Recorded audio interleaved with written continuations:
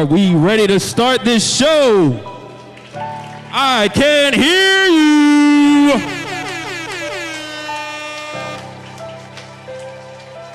Line tatted on my arm, battle ready for the storm. They ain't wanna see me win. Watch me, I'ma prove them wrong. And now, coming to the stage for the very first time live, make some noise. Make some noise for your home team. Coming up first to the stage, the Biz Doc, Tom Ellsworth. Got it all, came from the bottom like Roddy Rich.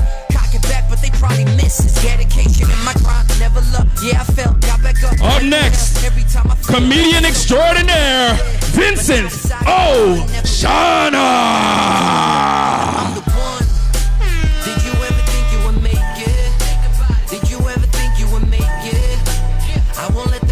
And last but certainly not least, the Sauce Man, Adam Sauceness. I know this life meant for me. Yeah, I know it's meant for me. The struggle won't get to me. And now the moment that we've all been waiting for. Your host with the most, standing at 6'4", weighing in at 240 pounds, Patrick Bet David. But I'm still trying to play it. That's what R-me repping for Valuetainment. Yeah, Patrick told me, brother, let's make it. No one gave me nothing, I take it. Friends and family think I'm crazy, cause I never faked it. It feels so amazing, cause most of them told me, dog, you tripping. They couldn't see the. How you doing? This is wild. So it's crazy because we bought this building. My dad said, you got to buy this building. You know, we bought this building. For 1 year, there was nothing going on here. Oh. Literally, we have nothing going on here for about a year. And a year later, we said, why don't we turn it into a comedy club? And then from the comedy club, where's Rob at? Rob, when did we decide on turning the back into a cigar lounge? About 5 months ago. How long did it take us to build it out? 22 days. Some of you guys are going to see it. That back there's a cigar. Give it up to Robert, by the way. Robert! Shout out to Robert and the team. Okay. What do you think about this structure, this idea? You like this idea? You like this whole concept of what we're doing? We're going to see what's going to happen with this. Quite frankly, one of the mottos we live by is we have no clue what the hell we're doing, but we know exactly why we're doing it, okay? We have no clue what the hell we're doing, but we know why we're doing it. We got a lot of crazy stories to go through today with you. The team's been very prepared. For the audience out there that's watching this on podcast, we wish you were here with us. There's a couple hundred people in here. By the end of the podcast, we're going to turn off the camera. We'll do some questions with the folks here. I'm sure you're going to have some questions you want to ask. We'll have some of that interaction. By the way, can we have the ladies stand up? I just want to get a ratio of men versus women. The audience. Okay. All right. We're increasing. We're increasing. This is good. Thank you. Grab seats. It's now here's a question with the ladies that are here. How many are here because your husband forced you to be here? That's the real question. Okay, that's what I'm talking about. Good. Fantastic. How you guys feeling? You doing good? And how many of those women are single, though? I think most of them are probably taken. Only one. Yes! 2 of them raise their hands. One in the back. Okay, we're good. 2. All right, we're good. Ladies 4 raise their hands. My mom's here for it. Okay. All right. So we got a lot of things to cover. We got a lot of stories. A few things that we will go through. Rob, you got to remind me to do the sponsorship in about 10 minutes. Every time I forget. So if he forgets, can you guys remind me? Make sure to do the sponsorship. That's his job. Rob, remind me here. My wife is here as well. Jen, can you please stand up so everybody can see? Jen's here at our first one. Awesome. Okay, so we got a few stories. Morgan Stanley Dean Witter says the market's going to go down 26%. $2.3 trillion of equity lost in homes the last 12 months. $2.3 trillion of equity lost in the last 12 months. We're going to talk about the 5 dirtiest cities in America. Some statistics on the leading cause of death for kids today versus what it was 40 years ago. The stats that came out, first of all, when you see the chart, were you shell-shocked when you saw that chart? You will be shell-shocked when you see this chart on what the stats of kids dying today, the age they give as well. Anybody heard about what happened with that, the 5 consultants flying in from Little Rock, Arkansas, out to Ohio, East Palestine? Did you hear about the plane crash or no? You haven't heard about that? Wait till we show you this clip on what happened there. there is a very deep concern I have that New York Times is about to be canceled because they're actually telling the true stories now. They talked about masks, so it's a very something. Maybe we'll talk about what they said about masks, and then we're going to talk about Trump versus DeSantis. Just out of curiosity, how many guys are Team Joe Biden? Raise your hand. Make some noise. I saw 2 hands almost go up. You can't do that. You got to say something. Make some noise for Team Joe Biden. Nobody's willing to do it. There's one. You get him. All right, make some noise if you're Team DeSantis. Really? All right, good. Make some noise if you're Team Trump. Yeah! Whoa. 50-50. Would you say 50-50 or Trump slightly louder? Trump 65. Slightly louder? How about Team Newsom? Really, it's pretty wild. It's going to be an interesting poll we'll do here in a minute. Yeah. Okay, let me read the story to you, and then we'll get right into it. So the first story we're going to do is Morgan Stanley. If you want to go to page 9, Morgan Stanley, Dean Witter, Rob, if you want to put this up so the audience can also see it. Morgan Stanley says S&P could drop 26% in months. Strategists are warning the U.S. equities are becoming too expensive, which could cause the S&P 500 to slide by as much as 26%. In the first half of 2023, this is not the year, this is first half, so June 30th. Recent data suggests that the U.S. economy might avoid a recession. However, it has also taken the possibility of a Federal Reserve pivot off the table, making it less optimistic for stocks. The sharp rally this year has made stocks the most expensive since 2007, according to the equity risk premium metric, which has entered the death zone. Morgan Stanley's Michael Wilson said that the risk-reward ratio for equities now is very poor. The Fed is still far from ending its monetary tightening. Interest rates are higher across the curve, and earnings expectations are still too high by 10 to 20%. Tom, what are your thoughts on the story? Well, I think what you're seeing here is, I'll translate this into plain English. Morgan Stanley doesn't think that the economy is getting better and it's going to be represented by a market drop. In plain English, you could take a look at what happened just a day ago. The market, everybody see about a day ago, the market dropped 600-700 points, like in one afternoon. It was triggered by Home Depot, because Home Depot talks to home renovations. Also, there's a large percent of Home Depot earnings that come from when you buy a home, you get rugs, windows, drapes, paints, and you do a lot of stuff. New lawnmower, all these things. And Home Depot came out and said, yeah, fourth quarter wasn't that good, and we don't think 23 is going to be very good. At that moment is when the market dropped because they were really scared about what's happening in retail.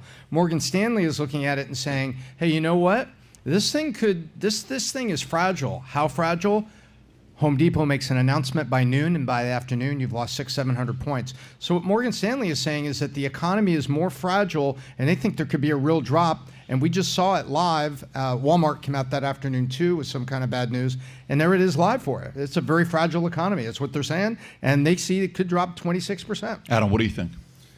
So this is Morgan Stanley, right? I'm going to use the, by the way, hi, everybody. Great to see everybody. Everyone, what a great-looking audience we have here. Holy moly. Yeah. Let's just give some credit to the audience.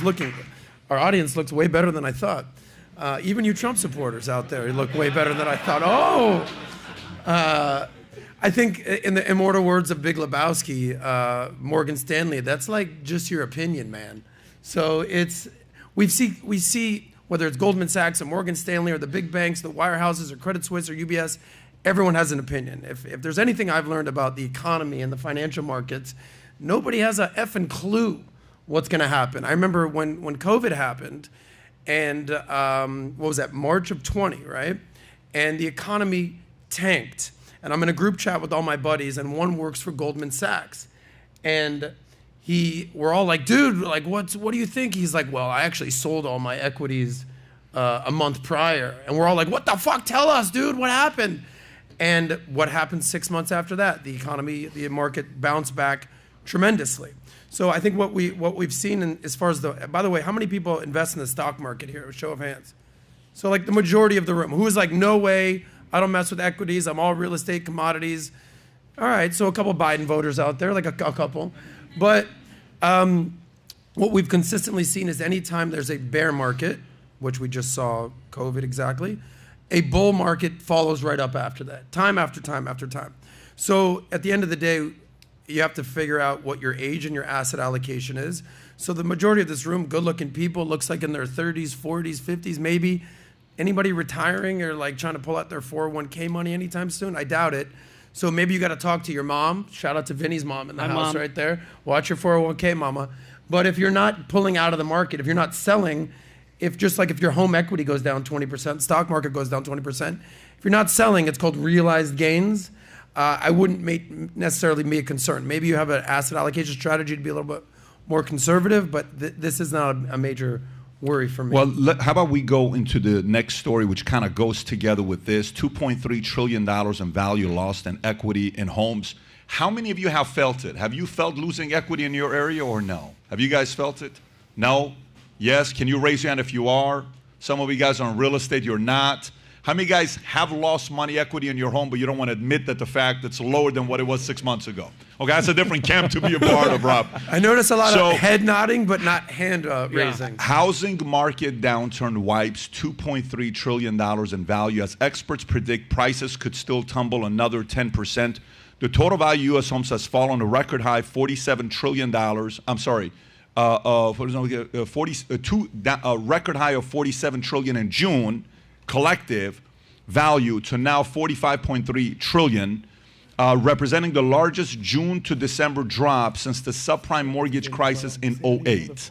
Though home prices are up 1.5% over the past year, the median price has fallen about 11.5% from a peak of $433 in May, $383 in January, as higher mortgage rates drive up borrowing costs and sideline potential home buyers. Last week, U.S. home purchase applications fell to a 28-year low. That's a big number, Tom. 28-year low to U.S. home applications. Huge. 28 is what? That's 1995. That's a long time ago, 28-year low. Hardest hit areas include regions adversely affected by waves of technology layoffs and skyrocketing prices during the pandemic include San Francisco, Oakland, New York. San Fran is down 7%. Oakland is down 4.5%. New York is down 1 point. Pantheon Macro ultimately projects home prices will fall about 20% from their peak by the end of the year, suggesting the median price could tumble another 10% to $346. Go ahead, Adam. Well, I kind of want to throw this back to you because you've taken a lot of heat for kind of calling this. People would come up to me or you and say, does Pat want real estate prices to go down? And I think that, raise your hand if you've heard Pat talk about this on the podcast. So raise your hand and you're in real estate and you still show up. That's the real question. Yeah. So every realtor is going to say, no, the market's fine. It's all good. Great time to buy. It's like, really? You just bought a house a year and a half ago. Yeah. Top of the market, some would say. Yep. So what's been your strategy? And you're not anti-real estate. You want the market to go up. You don't want it to go down, but you're also a realist. So what's been sort of your outlook strategy of why you did a whole generational wealth, real estate. You've done a couple webinars on that. What's been your mindset when it comes to real estate? 15 years is the last time we had a market crash. That's a long time. 15 years. Oh, wait. We haven't had one for a long time. We're overdue. We've never had a season where more fake money has been pumped into the system like today. Mm-hmm. We have a lot of fake equity. We have a lot of fake success. We have a lot of fake millionaires. And too often, fake success or fake millionaires is just like somebody winning the lotto. You don't have the identity of it, so you're overspending, you're over-leveraged, you have so many different things that you're paying on, you're concerned, you're afraid when a buyer comes in. Like the other day, we were looking at this property, 6500 Federal. It's down the street a block away. We went and looked at it. They bought this property in 2008 for $13.5 million, commercial real estate. So we go look at the property, beautiful place, 54,000 square feet. You and I went in there. Rob, you and I kind of very much so went in there and looked at every single floor. And we come in with a suit. The lady's like, can I help you with anything? I said, yeah, we're working with management. We're just checking on this property to see everything good. Yes, everything good. Fantastic. Thank you so much. We're just looking around, you know. The buyer is asking for $8.5 million. And he bought it at $13.5 in 2008. Okay. This doesn't mean it's happening everywhere. By the way, 2008 is not a peak. 06 was peak. Right. 2008 market tanked 38%. Right. So again, the people who have cash and made the right choices and they're ready for this, they're going to skyrocket and kill it and make the kind of money they've never made before. The people that had a lot of fake success in the last few years and they kept spending money, they're going to get exposed and they're going to get destroyed. And I don't think this is the end of it. Think about it this way. Right now, who controls the most important knob? Who controls them? Okay, Jerome Powell controls the most important knob. What number is he trying to lower inflation to? 2%, 3%. Where are we at right now? 6.5%. What is 6.4, 6.5%? What is the only thing he can do to lower it? Raise Well, rates. according to Tom, he wants to go up to the attic and start banging out some interest rates. And Pounding. Pounding is a pounding. better word. Exactly. Yeah. Pounding was the right those So interest Tom, rates. how many more times do you think he's going to be increasing rates? Right. Well, I agree with what Adam says about analysts, because a lot of analysts, words are just words until they're numbers. I like to look at numbers. And there's a lot of people from the real estate industry. I think he was calling you out honestly publicly, and I think was so. offended by it, and I Yeah. would be upset if I were you. I don't like it, but Just go ahead. notice what's happening. Go ahead. Tom is starting to agree with Adam a little bit more. and Weird. more. So we'll do something to maybe have a fight today for the audience that thinks we don't like each other, but we got a lot By of the way, love they for each really other. don't like each other. That's the truth. Don't let them fool you. No, Go ahead. that's Mario. Where's Mario? Go Shout ahead, out to Tom. Mario over here. Where's he? No problem, no problem. Screw you very much. Anyway, so the numbers that I'm looking at that we see in what you're talking about real estate here is a couple things. The supply of homes is at the lowest that it's been in about, it's more than that, it's like 20 years. The supply for sale, that's a real number. The number of buyers that are in the market is at a 28-year low. That's a real number. And you hear the real estate industry, they make their comments and everything, and I kind of look at it this way, saying, I don't only ask the butcher whether the meat is fresh, right? I want to confirm it. So when you look at this and you look at where the Fed is, I think the Fed's got 3 more rate increases. And that's an estimate. But the estimate is we just had a really strong jobs report. And we've had some false positives in certain earnings reports. I mean, if you bought Tesla at early January, you doubled your money in the last 35 days. Right now it's settled at 200, but there's a lot of those things that are in the market. Meanwhile, it all comes back and it kind of hits kind of hard. Folks were believing that the Fed was going to raise rates this year, maybe 2 more times, quarter points. Well, just a week to 2.5 weeks ago, they threw a quarter point at us, and they're coming back out on March 15th. And March 15th is a date where they will also make economic projections and make all those numbers reports. And everybody now is looking at it and saying, you know what? I think the Fed's going to raise 0.5 point, and Powell is making comments like he's going to raise 0.5 point. Right now, the Fed rate is 4.75. 0.5 point, that's 5.25. The so-called experts, Goldman Sachs, Morgan Stanley, last November were saying, well, 5.25 is like the maximum we see, and then it's going to be dropping down at the end of second quarter. Well, right now with inflation, factual numbers, certainly doesn't look like it's going to drop, and people believe that on May 3rd and June 14th, the Fed's going to put another quarter point based on what we're seeing in the hot job market, which means that the interest rate is probably going to hit 5 3/4, not just 5 1/4. What does that mean for housing? If it hits there, that means the interest rates, which right now they popped up. Those have been real estate. We saw a pop up over the last 3 weeks, right, in rates. I think rates right now, I'm seeing some nods that if you kind of below average credit, you're probably looking at 7 1/4 right now. Having popped up on the 30 and the 15, maybe 6.5. And so those rates are going to be up close to 8. I don't like this news. So people that have said things to Pat or myself on Twitter, oh, you guys are bears, you don't like the housing market. No, the housing market is people, it's us, it's citizens, it's buying a house, it's getting into something.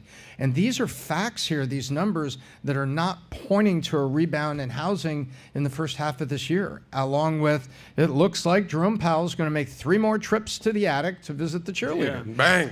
Tom, what were you saying about the butcher? What was the butcher analogy you said? I like to say this is, I don't just ask the butcher whether the meat is fresh. I also want to confirm. All right. Well, And there's so- a famous quote from the philosopher Tommy Boy. You guys ever seen this? He said, "You can get a good look at a T-bone steak by sticking your head up a cow's ass, but I'd rather take the butcher's word for it." You know about this? Yeah, 100%. So what I do want to, you guys don't know about that one? Shout out to Tommy Boy. He's like, a you very take a good weird look moment. at the cow's back. I mean, messes it up, you're yeah. talking Right. about pounding up in the attic but- and Tommy Boy. What I do want to do is share a story that Pat will call me up one day, and I live in Miami, And he's like, what are you up to? I'm like, I'm just in Miami. He's like, come meet me at the Hadid building. Remember that? Which is the... By the way, if you can put up the Hadid building, it's a beautiful building. It's a women's body, essentially, building, right? That's kind of like how the... 1,000 Biscayne, Miami. When you Google that, you may go to porn, Rob. Just Let's try to you guys should have seen what he put up. Just go to images, Rob.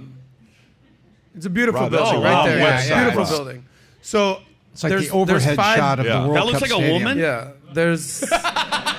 The hell kind of girl are you Talk to dating? the artist. Who are you dating? Who are you dating? By the way, the designer is a woman. She died. Gigi, the Hadid family, you know Bella Hadid. This is their aunt. She died while it was going on. I actually lived at the building to the right of it and to the left of it.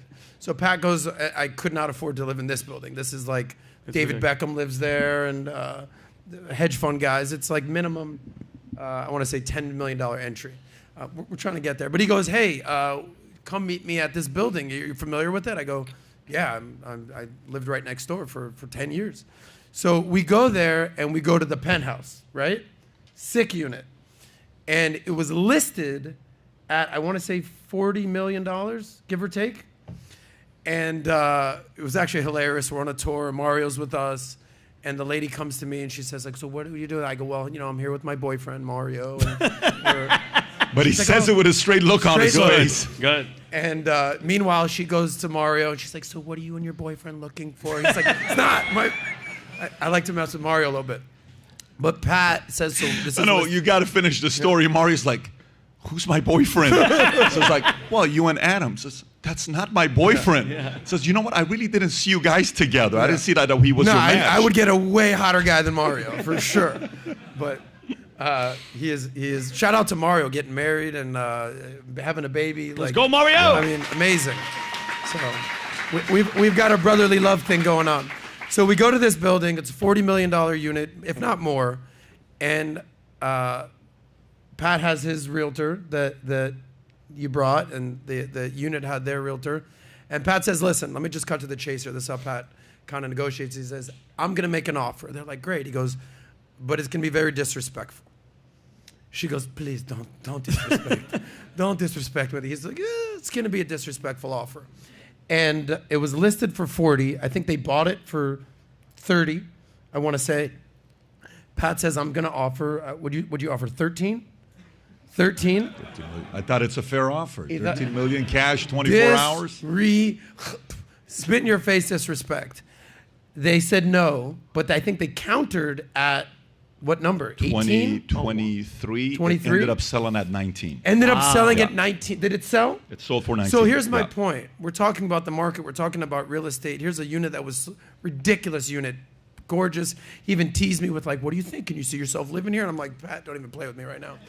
So that's just a poignant example of these luxury markets that have majorly taken a hit. I mean, even your situation with your car that, I don't know if you want to talk about that, but some of these asset prices have been inflated and it's coming down to reality. And I think we should have bought that for 18. But by the way, because you would have taken care of, he would have been a house sitter. What a house sitter! Yeah. What a generous house sitter you are! Right? There's rumors out there that women are doing more of the working and men are staying at home. I would gladly stay at home. We have by the way, that is a story we will cover here in a minute. But no, you're right. Here's the part that concerns me: a car payment. My dad wanted a car. Okay. So I said, my dad's like, just get me anything. You know, my dad drives for I don't know how many years he drove that 1979 diesel until the day he said, when this engine dies, I'm going to die. This is how strange my dad is. The day the engine dies, he thinks he's dying. Yes or no, babe? He went to the hospital 2 weeks. They said, sir, you're okay. He says, no, the engine on my Mercedes died. The doctor's like, that's a car. You're a human being. He says, but we're going to die same day. No, you're not, sir. You're still living. Anyways, so I said, Dad, let's just buy you a car. You know, let's just buy you. What kind of car do you want? Do you want do you want this car? Do you want? No, I just want a regular car. I just want a regular car. Finally, Jen's like, babe, do you know what the car payments are on a regular $40,000 car? I said, how much, babe? Like I'm thinking $500 or whatever, right? No, babe, $850. I said, for what? He says, if you want to lease a car or get a car today, You know what's the first thing do you know right now it's the highest car payment, average car payment in the history of America? You know what the number is? It went up $200 in a year. So it's it went from like 700 $540 now? to $770 in a year. Middle America's income hasn't gone up 40% or 20%. How the hell are people, $700 right there. Yep. The average car payment in the history of America is the highest it's ever been, and it's climbing. So why is it climbing? Car prices are not climbing. Car prices, used car prices are coming down. Watch prices are coming down. Collectible cards are coming down. Bitcoin, you know where it's at. Ethereum, you know where it's at. So luxuries in every possible way are going down because people buy, not saying this is $1 million home. People buy saying I can afford a $6,000 a month payment. That $1 million home, $6,000 a month payment today is $8,000, $7,500. How do you come up with that additional $1,500 if you didn't get the raise? So what are people going to be doing with this? It's automatic. You have to either desperately, the people that bought a house that they couldn't afford, hoping they're going to make $200,000, $300,000, $400,000 of equity, they're stuck right now. Yep. So imagine if these guys, so right now the only indicator that people ought to be watching closely, and by the way, thank you for the reminder to go to our sponsors here in a minute. Adam, you're wonderful. Yep, yes sir. Here's the biggest indicator that concerns me. Unemployment today is 3.4%. Okay, it's a 60-year low. Unemployment is 3.4%, 60-year low. When you think about unemployment and interest rates being high, unemployment is low. If they lower interest rates, unemployment's going to go up. If this 3.4 goes to 4.4, 5.4, if we're at 5.4, people don't have income to pay their car payment and their mortgage payment and their bills. What are they going to do? They're going to have to start dumping what they have, and they're going to dump it for pennies on a dollar because they don't have a choice. So that is my speculation of what's going to be happening if this goes on. And so I have to go to my sponsors, go ahead. and I know you want to talk about the 5 dirtiest cities in America, which we will get to it. And I know you want to talk about Trump and DeSantis, but first, let's go to our sponsors. Okay, so my sister the other day, I get a message on Instagram from her, and she says, Patrick, I took this Bitcoin training program, and it changed my life. And I'm like, babe, what the hell is Paulette talking about? She says, I got the message too. I said, my sister's never, she sells insurance. She's part of our company. What do you mean she's doing Bitcoin change your life? So I'm like, how did it change your life? And so now I'm communicating with my sister. And then she's saying what she's saying. So yeah, let me tell you this program with this girl named Linda. I'm like, babe, who the hell is Linda, babe? So finally I'm like, she's babe. And then a picture is posted of a Tesla. Without her, obviously, it's just a picture of Tesla and says that my life's been changed. I just bought my dream car, this, that. I'm like, Paulette didn't buy a Tesla, okay? So finally I said, babe, I called Paulette. She's like, Pat, I've been hacked. So I realized I'm not talking to Paulette. So I said, hey, that's awesome. I'd love to learn how you make this kind of money because I got a friend of mine here sitting right next to me. Would you guys like me to read what I told this guy that's trying to hack my Bitcoin? It's so entertaining. You will love it. So look what I told this guy. He was so concerned. This is when you troll the criminals out there. Here's my response. I said, I have my friend here who's also wanting to learn. His name is Federal Agent Huntsman. You've met him before at the house. He right now works on Internet Bitcoin Fraud Unit and would like to know as well how it works. Sometimes these things are frauds, and he can look into it and make sure it's not a fraud. They're able to identify IP address and Instagram accounts to identify level of credibility. Just last month, his team identified 17 fake Instagram account fraud organizations and worked directly with the local agency in that country who has seen an increase in these frauds and arrested them. They're pros at what they do, Paulette. Be careful. They typically hack and get access to their user ID and password and take advantage of innocent users who trust you. To make sure this is you, please call my cell. If I don't hear from you and suddenly I get blocked or don't get a response, it'll tell me this account has been hacked. The FBI will do their part. She got her password the next day, by the way, just so you guys know that response. A good script to write down when you get a message like this. Here's a point. Boom. Nowadays, whether you know or not, a lot of people's passwords are on the dark web. Our guys have tested this multiple times. 2 of our guys, 38 of their password was on the dark web. One of our guys was 41. Another person was 44. If you are not taking care of your identity theft to protect it, it's officially #1 above robbery.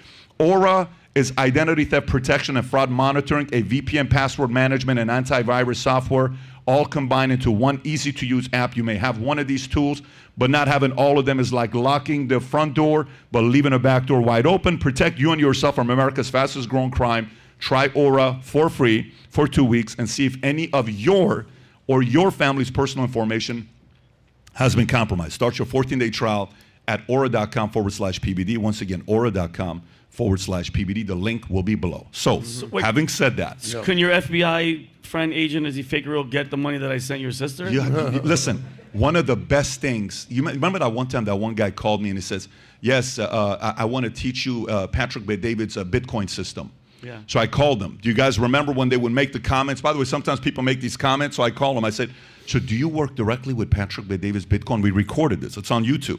He says, I work directly with Patrick Bet-David. I'm like, you got to be kidding me. I said, how crazy is he?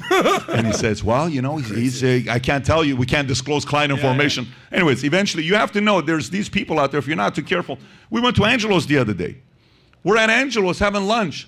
This good-looking guy who's always good to us, he comes and he says, hey, I signed up for your program.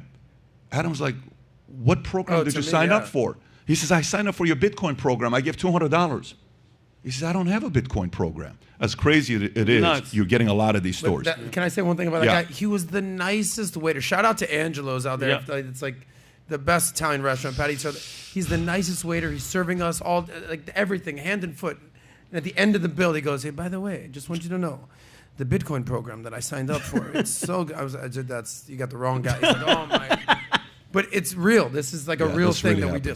Okay, so did you want to say something before we go to the 5 dirtiest No, cities? just get my money back from your Okay, sister. so let's do this with the 5. Let me do this with the 5 dirtiest cities. So story comes out, pretty wild. 5 dirtiest cities in America, if you want to put it up, okay? Can anybody, who's read this article? Raise your hand if you read this article. Who has not read this article? Who has not read this article? Can you guess? Well, he put it up already. I was about to say it. You screwed it up for me, guy. Okay? A new study by Lawn Starter has found that the top 5 dirtiest cities in America are run by Democratic mayors. I would have never guessed it. Obviously, it's a surprise. What? It's not like we brought this up when we talked to Roland Martin, which was a fantastic, friendly conversation. Sweet guy. Shout out to him for being here. I respect the fact that he showed up.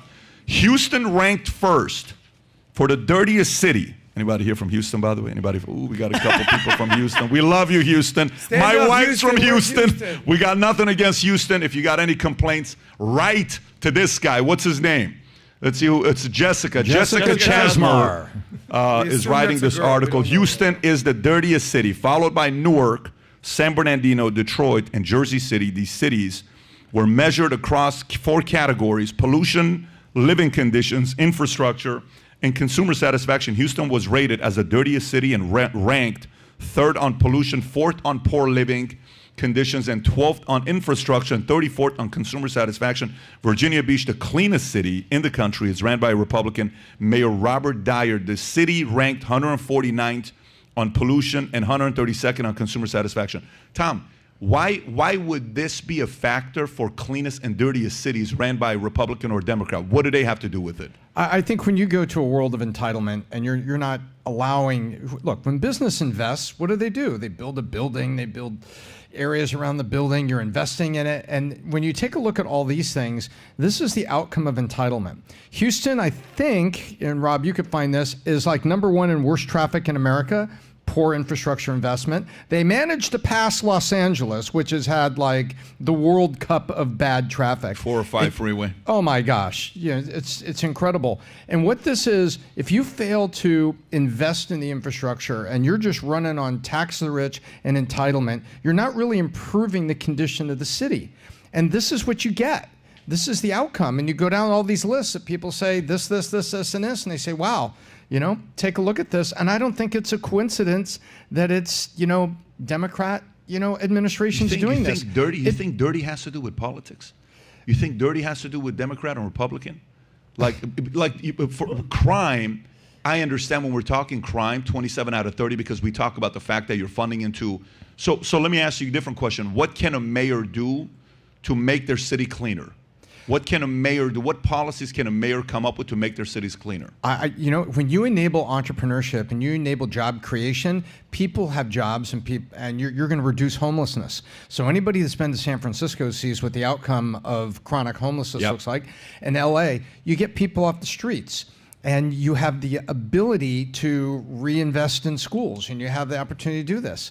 You know, it's very simple. If you promote economic growth and tax it reasonably, you've got money to work with to improve your city. It's that simple. Well, Pat, it not being political, how is it? I mean, it's technically political because if the top 5 dirtiest cities are Democrat, and then the top 5 were with Roland Martin, and you said that for crime, like Chicago, it is political because they're all Democratic. But to me, the way I go is, if it's crime, I say, okay, Chicago, got it. What do? Well, you don't have guns. You don't have, license to carry, let's just say, or certain way they handle structure for Second Amendment in Chicago versus another city that's maybe in Idaho, or how they handle it here, or how they handle it in Texas. Then you can kind of say, fine, that makes sense. And then, hey, let's defund the police, or what's the other word for defunding the police? It's reallocation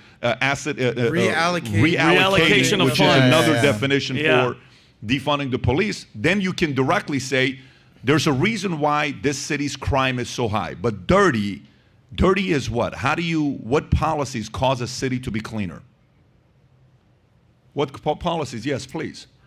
With the jails, use jails, the inmates to clean your city. So use jails, inmates to help come and clean the cities? Okay. People that are getting out, people that are going to be on parole coming up. So leverage them to come in and help clean the cities? That's the part, but I wonder if it's on the people, if it's on the mayor. I mean, obviously, the leader of the city has to figure out a way to make it cleaner. But what policies do you come up with? Like, is it, like how many of you guys have a city where if you get caught loitering, there's a ticket to it? There's Littering? Littering, not like you're what do you call it? Yeah, littering. Littering. Yeah. When you're littering, there's a ticket to it. Do you guys? Is that 100%. But so what you're saying is, Pat, just like the meter maids, why not have people like on the street? Like I know Los Angeles has safety ambassadors. They don't have guns or anything. They just kind of like, if there is like somebody yelling or there's an argument, they come to kind of I was hoping to solve all the problems on today's podcast. We're failing right now, guys, just so you know. Well, I have an idea. Well, why don't we get Mayor Pete, who's the mayor of South Bend, Indiana, now the Department of Transportation. Yeah. Okay. Yeah. I think there's a new top dirtiest city in America right now, East Palestine, Ohio. Yeah. So I know they're dealing with a lot with that. I don't think there's any simple fix. Here's what I do know.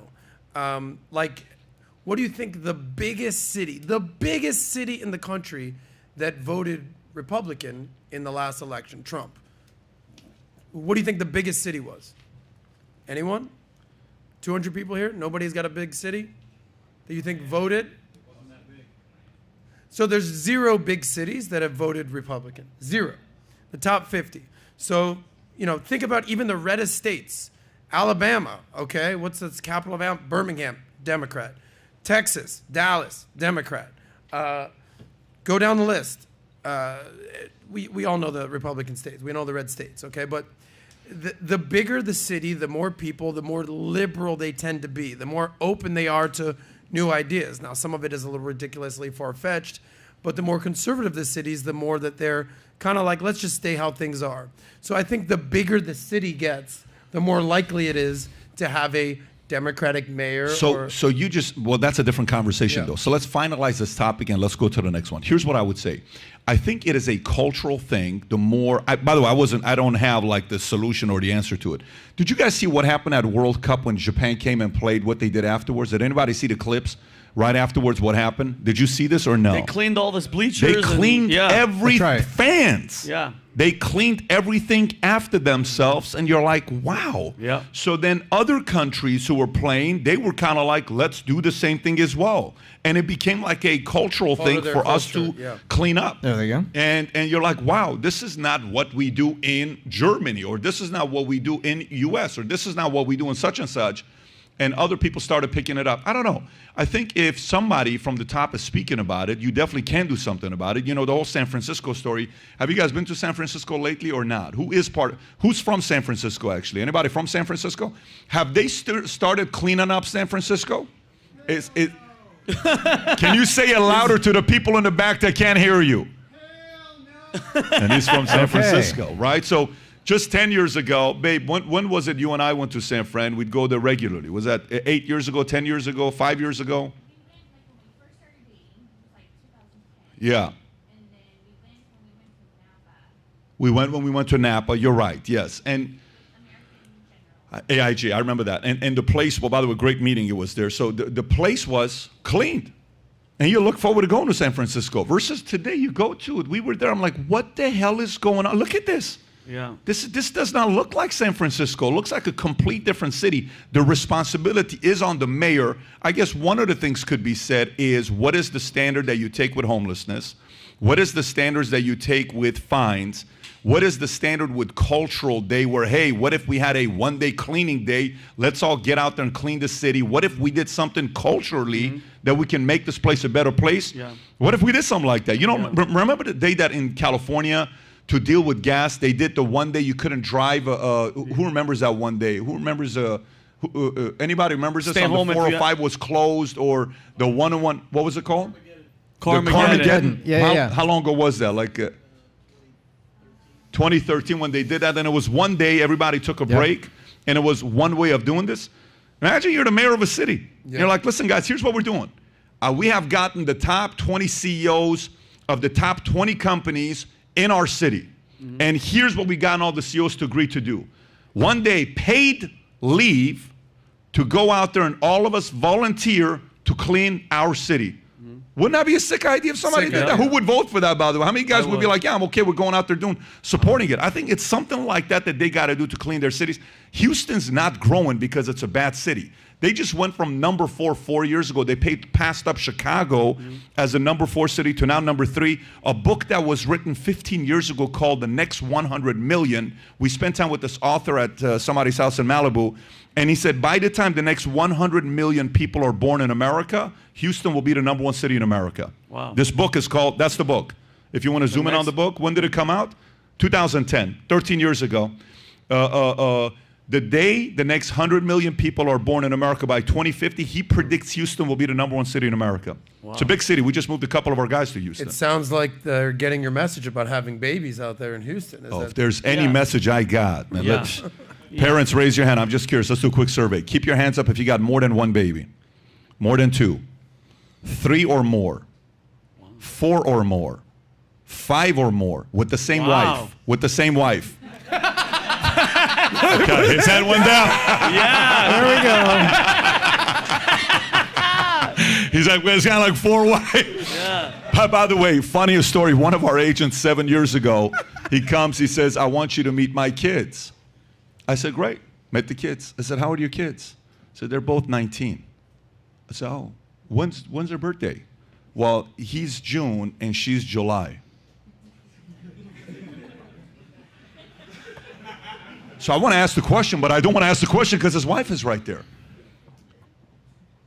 So I'm like, so then he says, I know what you're thinking. I was a wild man, okay? But my wife forgave me. We're together. I have 2 kids, and they were pregnant at the same time. I said, okay, so how's your insurance business doing for you, right? I'm going to change the subject. Keep your hands up if you had 4. 3 of you guys raise your hand if you had 4. Raise your hand if it's 5.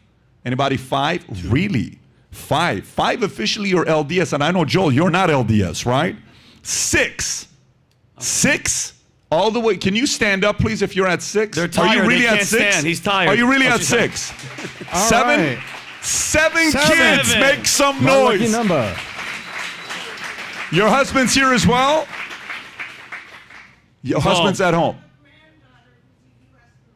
Oh. Wow. Let's First go. of all, I'm telling you, you don't look like a grandma, but 7 kids. I can't see you from here. Freaking congratulations to you. That's awesome. Thank you for your granddaughter who's a Marine. Thank you for her service. I think we need to have more kids, guys. And I know you don't want to hear this. I'm on a campaign to talk to every man. And by the way, specifically leaders. Specifically leaders. If you're a husband and a wife, we had a couple people at the house over 2 days ago. You remember these 2 guys that were over? And one of them is a Jewish father. He just came back from Israel. He's got 2 kids. And he says, well, you know, my wife wants me to have more. I said, dude, there's no way you can stop at 2 kids.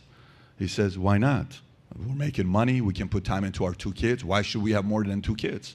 I said, 12 years ago, one of my advisors was a guy named John Morris. Tom, you remember John Morris? You introduced me to Absolutely. John Morris. Incredible guy. We're in a meeting one time. One of the guys about to go out of business. He needs $500,000. He says, if I don't get $500,000 by Friday, I'm going to have to shut it down.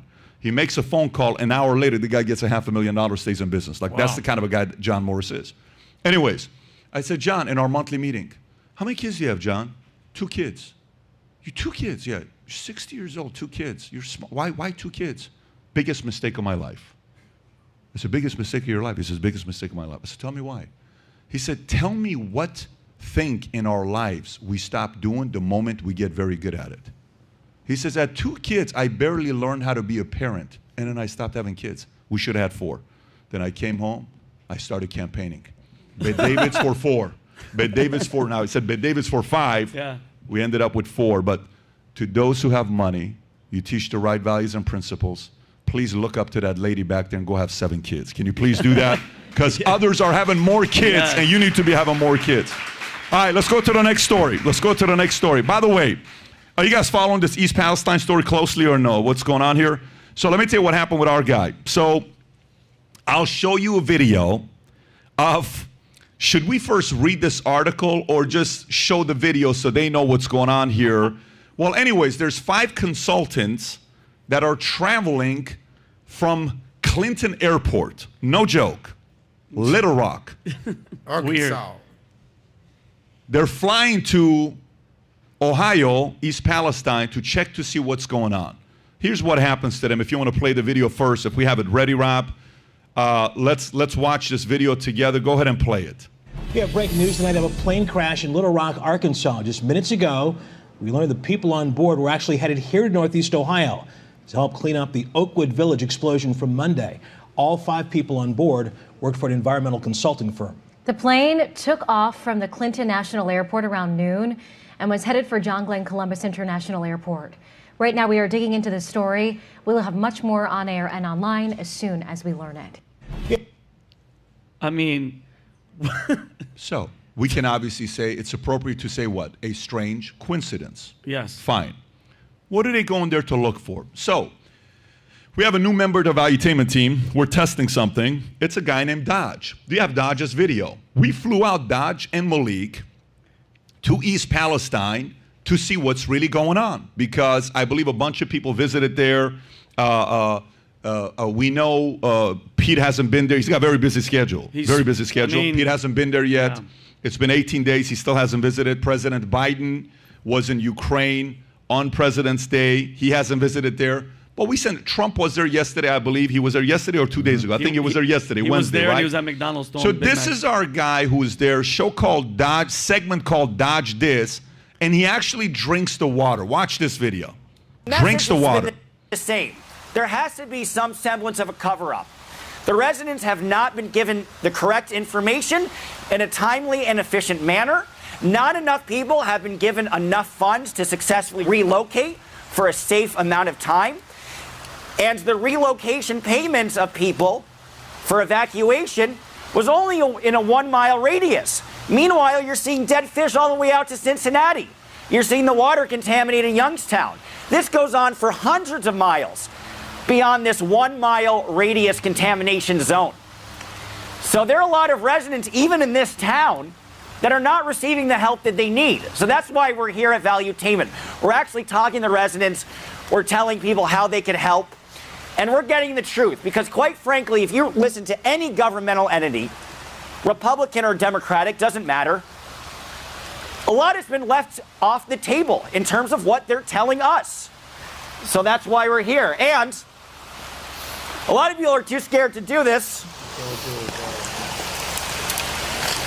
Watch this. Here's something interesting. We didn't ask him What to will do happen? it. Watch this. Oh my God. He actually does this. This is the actual water. Oh my God. Dude. Whew. Will taste like metal. He died 20 minutes later. He's not with Valuetainment anymore. And actually taste the water for themselves. That water right now tasted like somebody dropped about 1 million pennies into it. What are Has you that doing? tinny, almost blood-like taste. Now, I'm not going to drink a whole glass. What you saw with I wouldn't do that. as I Watch cut my this. hands, the water that I did have. And just in case you didn't see it before, Watch this. Are his hands getting redder, or this is is it the just me? iridescent color. Yo. This is the water. What? Terrible. But this is why we need to go near the river and actually look at what's happening here. Give it up to Dodge. Yo, Dodge. Dodge. Newest addition to the team. Yes. You can watch the whole clip. We'll put it up.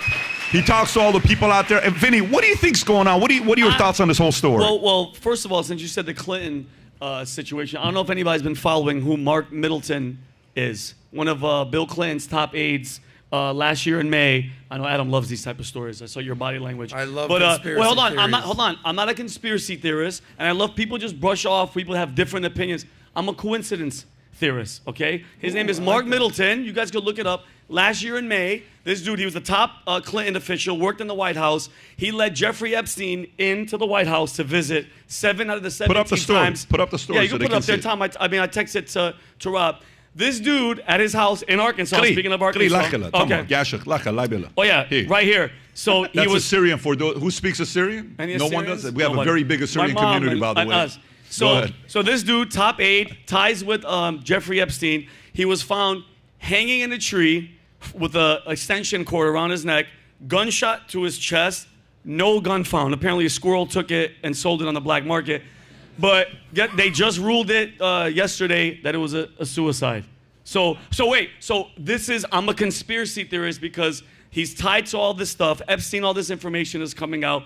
There's no gun, but I can't have another opinion because automatically they dismiss me as I'm a conspiracy theorist. But it's true, Pat. Think about it. Pete Buttigieg. Somebody just walked up to him the other day, a reporter from Daily Mail, and they're like, so Pete, when are you going? He's like, I'll talk to you later. I talk to my press corps. You saw this, Tom. And then at the end, he goes, you know what? Let me take a picture of you. What is he going to do with that? That was Pete took a picture of the reporter. Pete took a picture of the reporter. Hey, hold on. Why? Is that a threat? Are you threatening this person? Like, yo, we're going to come find you? It's just people say, oh, you're connecting dots. The dots are right in front of your face. If you don't connect them, then you're just like one of those, and you brush it off. But is that weird, Pat? Is that another weird thing? These people died. What were those people on the plane going to do in East Palestine? Tom, you're a pretty reasonable guy. What do you think is going on there? You know, when too many coincidences line up, you start to wonder. Not wonder about your own sanity, but you really start to wonder about it. And you look at it when things are in plain sight. You know, if it's a bunch, long, drawn-out article by people with the tin hats, you say, okay, never mind, go away. But, like Mark Middleton, how do you shoot yourself and then hang yourself on an extension cord in a tree? It's very hard to do. And there's no gun. It's very hard to do. Gun. You get some sort of award in the Suicide Hall of Fame for doing that. That's right? how you got to do it, right? Someone's like, you hang, you shoot, and you got to chug it like hard, good, really good. Yeah, Fido, grab the gun and then run away. It's like it doesn't, bro.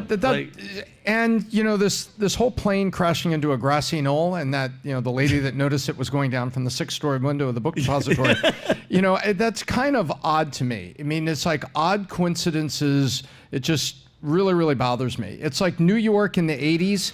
And you would see, that a guy shot 6 times was pulled out of the Hudson River. It's like, well, if he was pulled out of the river, naturally he drowned, right? Yeah, of course. So, Adam, you have any reality theories for us to kind of balance the conspiracies, or? Not that I'm not anti Vinny's conspiracy theories. I just like trying to get to the heart of the problem. I think, like we're unraveling this onion. I think first and foremost, there was a tragedy with this train situation in East Palestine, Ohio. I think like that's the core of it. Yeah. And everyone wants to make it political. Well, if it's political, the governor is actually Republican. So is it on Pete Buttigieg, who's the Secretary of Transportation, to address this? To me, all these other stories kind of just try to build someone's narrative of what they think happened. I think it's a freaking tragedy. We talked about on the podcast how many train accidents happen a year. It's insane, thousands. I think this was a horrible one, a deadly one. And now when you, I think it's just a sheer coincidence. These people are coming from Clinton Airport. I think, speaking of accidents, every day you turn on the news, a plane crashed today into a small building. It's like, yeah, because it's fucking Tuesday. That's what happens. But Adam, what are the odds of them they're going to this place? I get it. But I think we're trying to, without much information, trying to piece together a narrative. I think it's a tragedy what happened in this situation. I think they need to get to the bottom of it. And the plane crash is just I think just a pure anomaly. Planes crash all the time. Yeah. I'm not like. Here's where I'm not going. Go ahead. Here's where I'm not going. I mean, it's this. The train. Airport's called Clinton. It's nothing. It's just purely accident. It's never happened before. 74 people. The train crash with the chemicals was actually done on purpose to hide the fact that they were. Basically, was happening the same day that the Epstein report was coming out, and they're trying to take the news away from No, Ukraine. he brought Epstein from a different place. I that know, story I'm just doesn't go, but no, just so but you guys that's know, what people Epstein's do. story has nothing to do with East Palestine. No. Epstein is not from East Palestine. The island is not in Ohio. Just Correct. so people know, going around saying, have you been to the Epstein Island in Ohio? I think, ultimately what I'm trying to say is, like, let's address the issue. There's something going on in Ohio right now, and our friend Dodge just died of drinking goddamn water. Okay, so let me ask you a question then. So, conspiracy or coincidence theories aside, how do you feel that if the president of the United States is nowhere to be found, he's over there throwing our money away while we have people dying here, Pete Buttigieg, and I know you're saying, I don't care if it's a Republican mayor, governor, whoever, the head guy of transportation hasn't even talked about it. That doesn't piss you off? That doesn't bother you? Listen, that guy should be the number one guy. Trump going there, bro, I don't care. He was at McDonald's throwing Big Macs at people.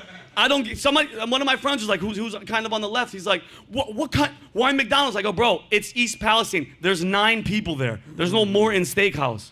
You know what I mean? Can I tell you guys something very weird when I'm watching this? By the way, strategically, think about this here first. Let's just purely talk strategy, okay? Let's set aside the emotions for a second. All we're talking is strategy. When you go to war, people die, and of course, nobody wants to see family innocent. But as a general has to be in the moment making tough decisions. Let's talk purely strategy.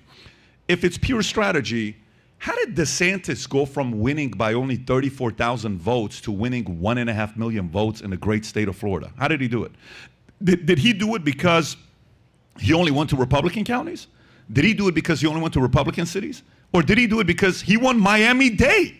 How did he do it? He's the greatest governor we have right now in America because he went and won people over. Dinner's being had. We're having lunch at the house. What did Mikey said? He says they're having dinner with a guy who's a liberal, hardcore liberal. He says when they asked him the question about DeSantis, he says, what do you mean DeSantis? He says the best governor. Yeah. He says he's a Republican. He says we don't look at our governor as a Republican. He's just a great governor, and we want to keep him here, and they'd love to vote for him as a liberal. Yep. This guy converted people. So watch this. Strategically, not going help the Republicans strategically. Yep. You mean to tell me you're not going? Guess what, Pete? Here's what's going to happen when foreign affair issues comes up. They're going to bring one question for you. You're done. All they're going to say is, hey, so how would you handle the issue there? And then the opposition is going to say what? Yeah, if a war was to take place, it would take him 4 weeks to make a decision. It would cost millions of people's lives. Do you really want a president like that? He couldn't handle a small city like East Palestine. You want him to be the decision maker of a country of 330 million people? He's not qualified to be a president. Boom, you're fired 5 seconds later, get off the stage, right? So Pete is done with what he did for 2024. Now let's go to the other part. Here's what's weird, very weird. So yesterday, who goes to East Palestine? Trump. So if you go to YouTube, Rob, and just go to YouTube's, go to Fox News' YouTube channel. Go to Fox News' YouTube channel, okay? So this, I watched the last, okay, go to videos, click on that. Can we put it on the screen so everybody can see it?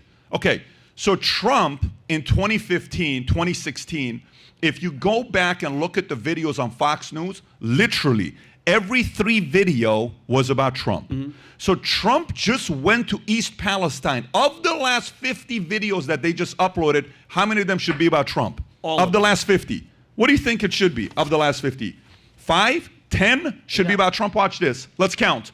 1, 2, 3, 4, 5, 6. Keep going. 7, 8, 9. Keep going. 10, 11, 12. Find his picture on the boom. 14. Former Trump donor reveals why he's supporting possible DeSantis run. Wow. This is an anti-Trump story. Keep going. Ned Ryan, these Trump political witch hunts all end up as bad jokes. Keep going. Negative story. Now it's negative there. Story. East Palestine residents praise Donald Trump. Right now, keep going. Hannity, Tucker, keep going. Next. Keep going. Next. I went and watched CNN. CNN hosts praise Trump. Really? How confusing is that? He says, listen, say what you say about Trump. He showed up. Wow. And Pete Buttigieg should show up. I don't know why he's not showing up. He should. They said, I understand why Biden didn't show up. Both Republican and Democrats are saying, we understand why Biden was in Ukraine for the 1-year anniversary. If you're already committed $50 billion, it's a total of $100 billion we've given to Ukraine, of which around 50, 60 billion is our money. It's a total of $100 billion. We're the #1 country with the most money being given to them. You have to show up because that's checking on your investment, if that makes sense. If you're investing into a company and you own 50% or 60% of the equity company, 1-year anniversary, what do you got to do? You got to go to it. He still has to go to East Palestine. Yeah. But he's gone and done that, no problem. Pete Buttigieg has 0 excuses. CNN is giving a shout out to Trump. Fox isn't giving a shout out to Trump, including Sean Hannity.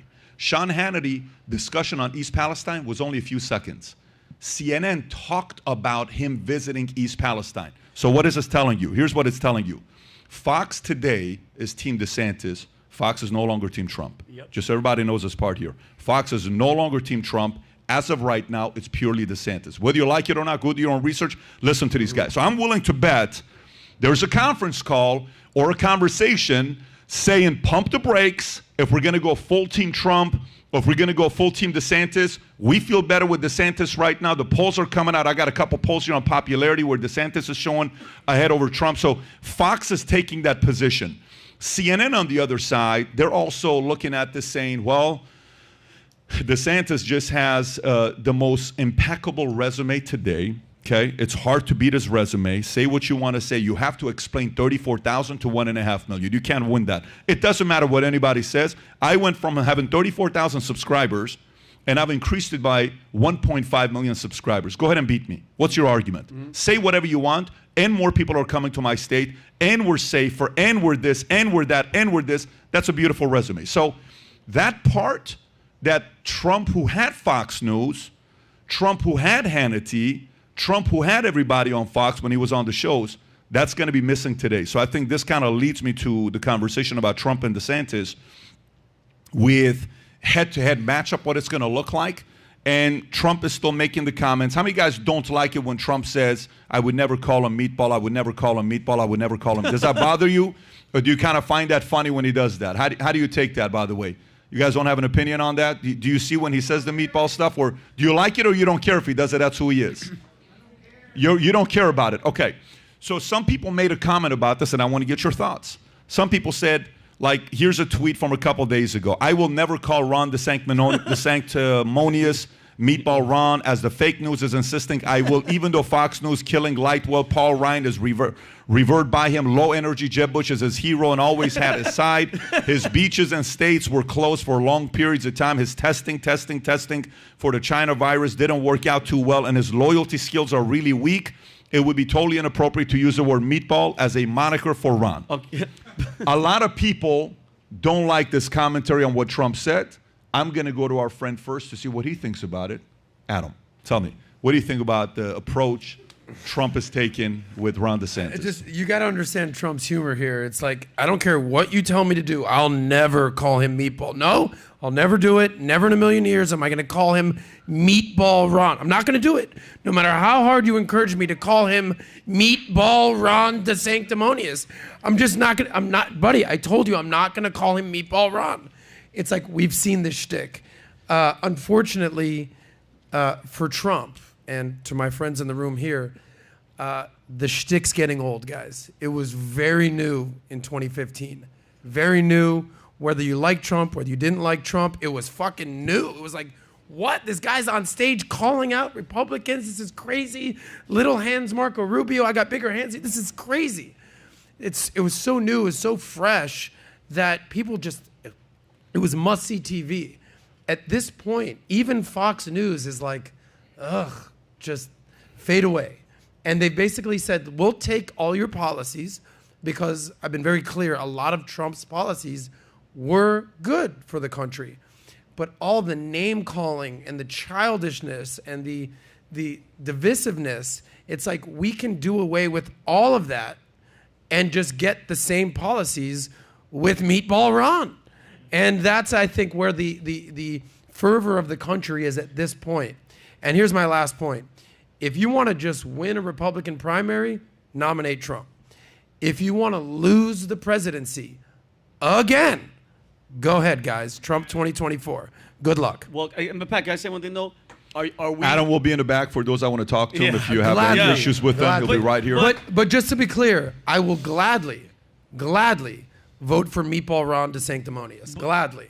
And I'll just call him Governor DeSantis. Yeah. I will never call him Meatball Ron. Yeah. But here's my question though, and this is for everybody. Like, is anybody surprised that he's going to be this guy, Pat? Is anybody like, oh my God, I understand the, oh my God, here we go again. But put yourself in Trump's shoes. From the jump, you don't think he has a vendetta? From the beginning, he announced everybody and their mother, from all the Republicans, all the Democrats, all the media, all the left, they all surrounded his ass and they went after him. Bro, that guy, and everything now that we're finding out with Twitter and just common sense, it was all bullshit. You don't think he has a chip on his shoulder where he's like, yo, I'm coming in hot.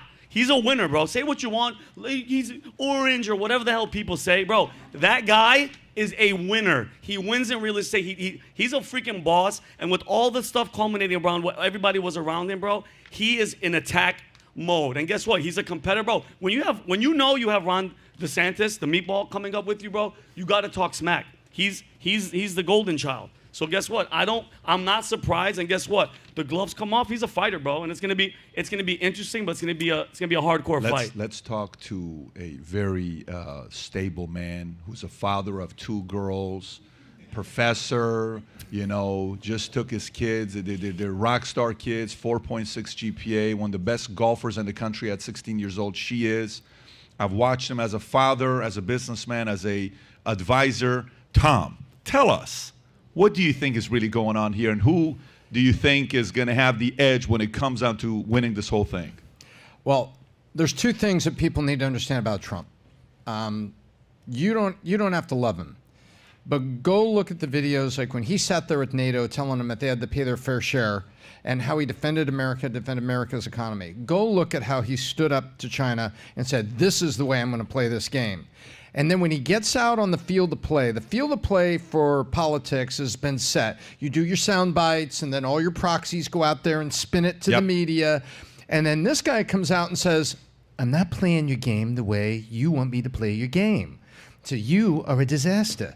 And he goes out and he does it the way he wants. This guy brings guns to knife fights. And he does not go gentle into that good night the way the political realm goes in America. Because the underlying current of running for office in America is, I'm ultimately going to have to make a compromise with you, and get legislation passed. So I'm going to come hot on certain things, but I'm not going to come in, really, really super low. Because ultimately I have to work together. Now, the presidential race, we saw it that way. We saw it that way with Romney and Obama. That was the last time we saw it that way. With Hillary, we didn't.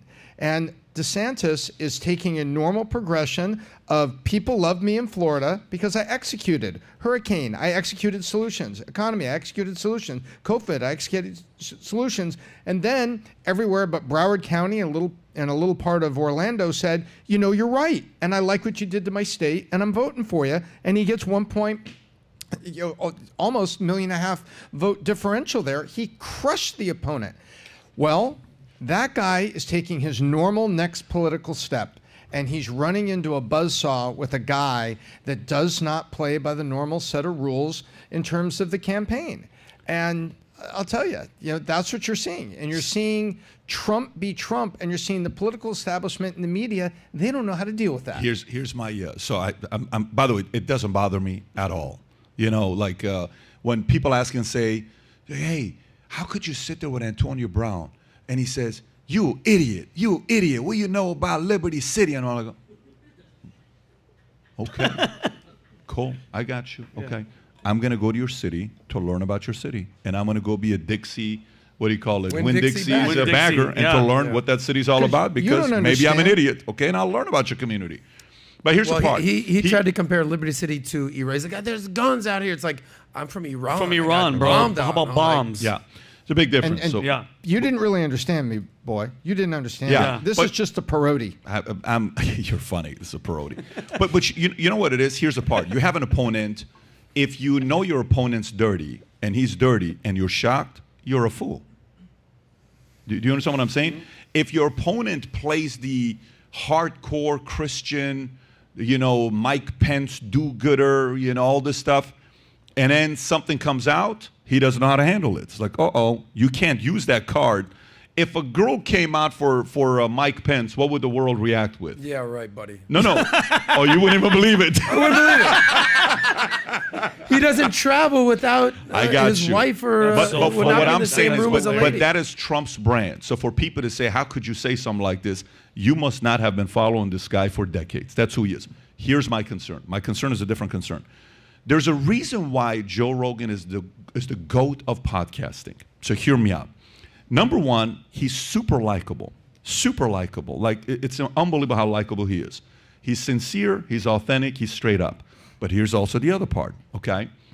He draws in the audience of UFC. How many guys love it when Joe Rogan reacts when a guy gets knocked out?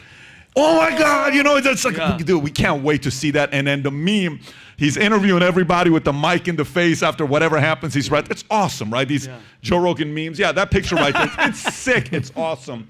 So Joe can talk on the topics of UFC. Now watch this. Can Joe talk on the topics of weed? Today, it's not a big deal. 10 years ago, a big deal. Can Joe speak on basketball? No. Can Joe speak on football? It's not as special. Can he speak on guns? Can he speak on hunting? Can he speak on space? Can he speak on ayahuasca? Can he speak Comedy. on, what's that? Comedy. He can speak on comedy. He can speak on acting. He was in Hollywood. He was an actor. He was a working actor. There are so many different genres that he can have the conversation with, so he's multidimensional. He's got range. He's got a lot of range on where he can go to, and he knows where he can. So if he can't, he brings a guy, and he's one of the best interviews in the world. So guess what? He knows how to get intel out of somebody that's not his space. That's a strength. Watch this. 2016, when Trump won, what did he have? He had Twitter, he had Facebook, he had YouTube, he had Fox, he had CNN, he had mainstream, he had everybody. Everybody wanted to give him the platform because they knew if he was there, they're going to get what? Millions of eyeballs. Okay. He hasn't tweeted yet. His first tweet will be the most liked tweet ever, but he hasn't tweeted yet. He's still doing Truth Social because he's driving the value of that company. He can't do that strategy long.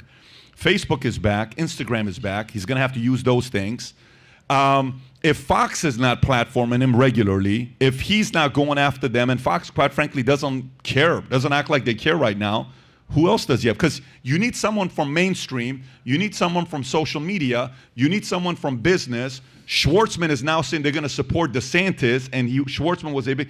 That's the part that he can't. Yeah, he can't. You can't lose those things. So, by the way, I'll give you guys another crazy number here. Do you know how much since Trump announced his candidacy? He announced it in November, right? When did he announce it? He announced it late October that he's running for office. When was it when he announced when he's running? Right around that time, correct. Was it late October? In 2022, from the moment he announced that he's running for office, he raised $9.6 million in 2022 alone. Now, to be fair, he didn't campaign at all. So it's not like he was campaigning. He just raised $9.6 million.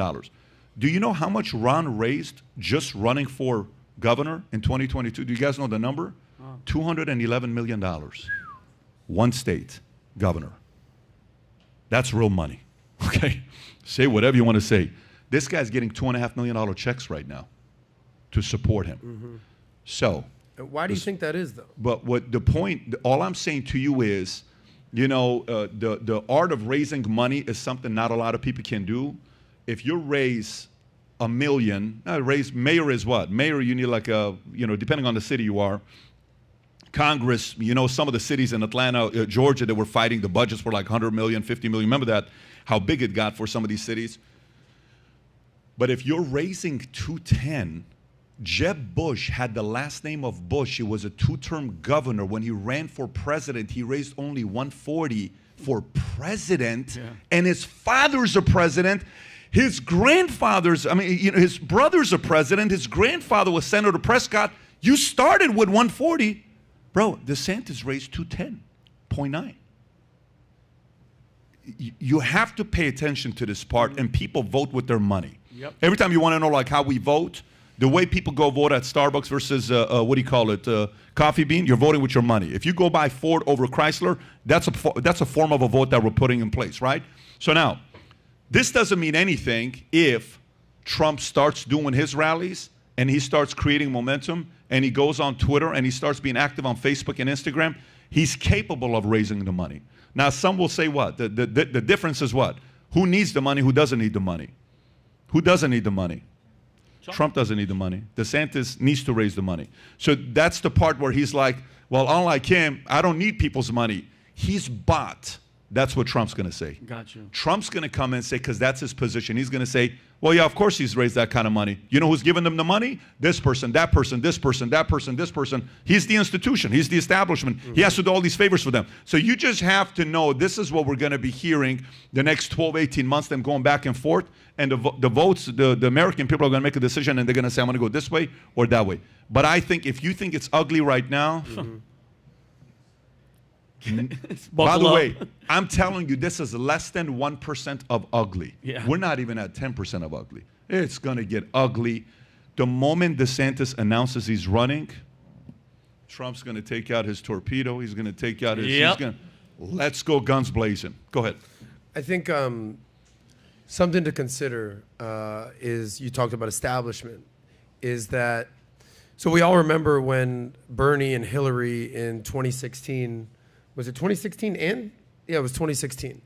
And then Bernie was in the lead, and then all of a sudden, the Democratic establishment, DNC, basically the DNC was like, Bernie, thanks for everything, but we're going to give it to Hillary. I don't think that we're giving a lot of thought to what's happening behind the closed doors with the Republican establishment, whether it's Mitch McConnell or Kevin McCarthy or all the bigwigs kind of behind the scenes. They are all on Team DeSantis, no question. So when you talk about establishment politics, you know, Trump's firebrand, much credit to him, was anti-establishment, drained the swamp. And that was a great marketing tool for him in 2016.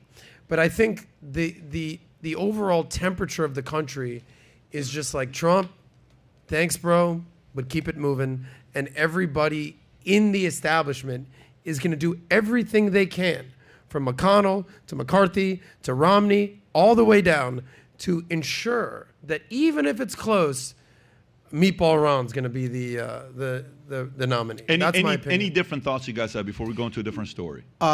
Just on that, they changed the rules on Bernie for debates and stuff because they didn't really, the mainstream Democrats and the DNC panicked.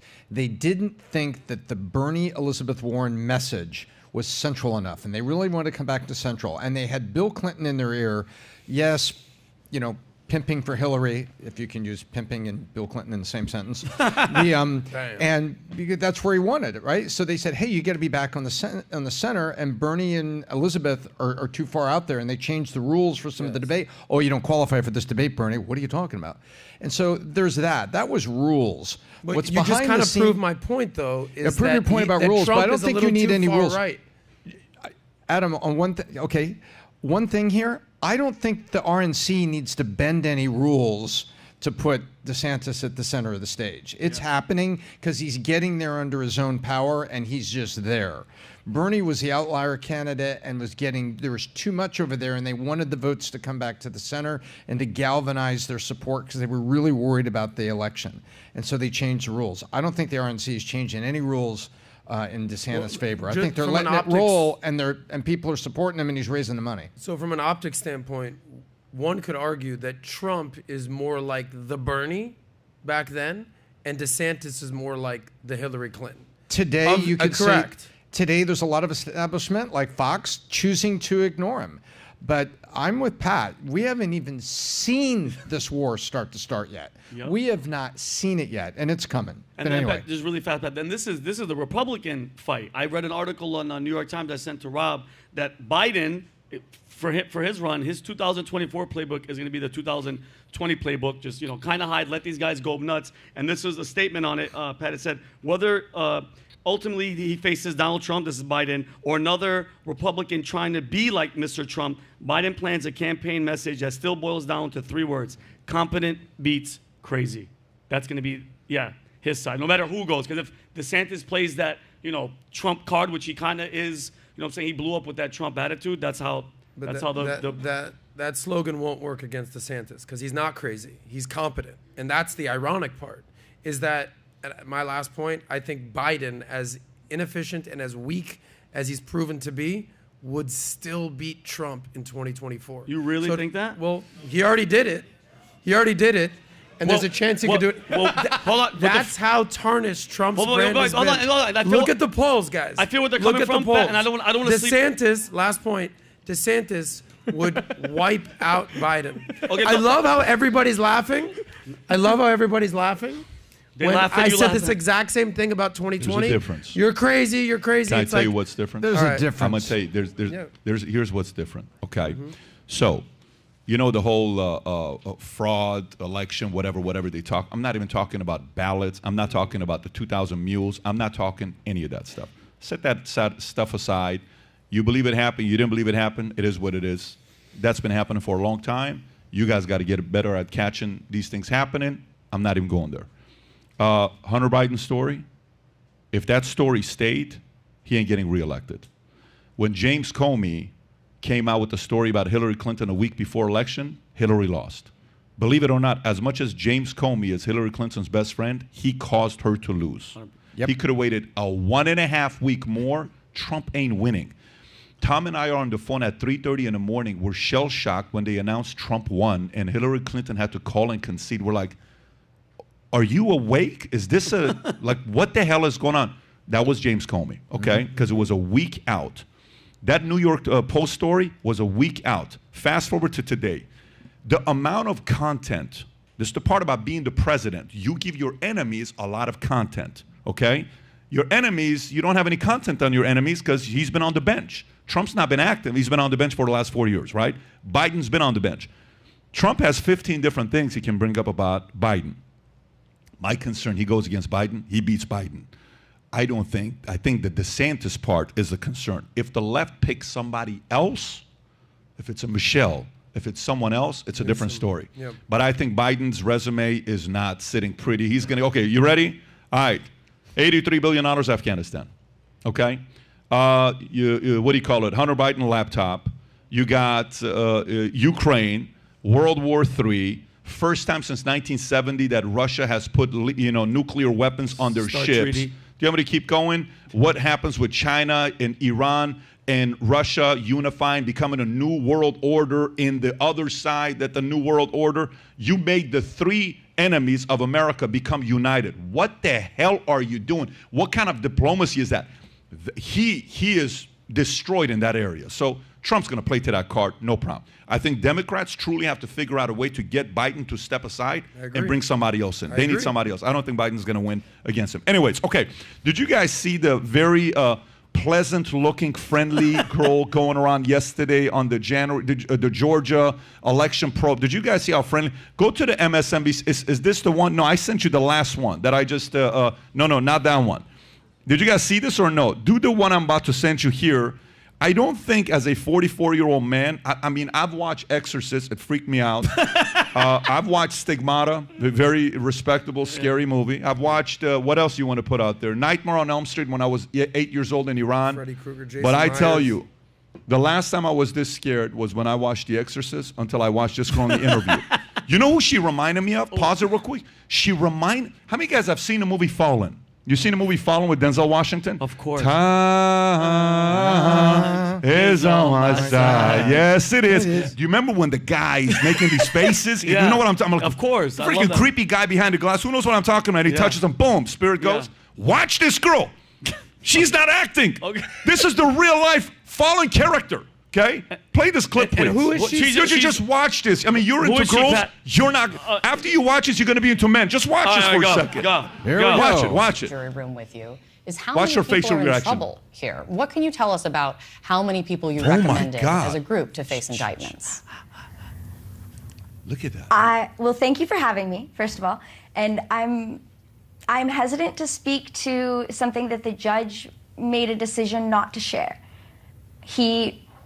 I don't know if everyone's aware of this, but there was a hearing about what parts of the report should and should not be published in its various forms, and the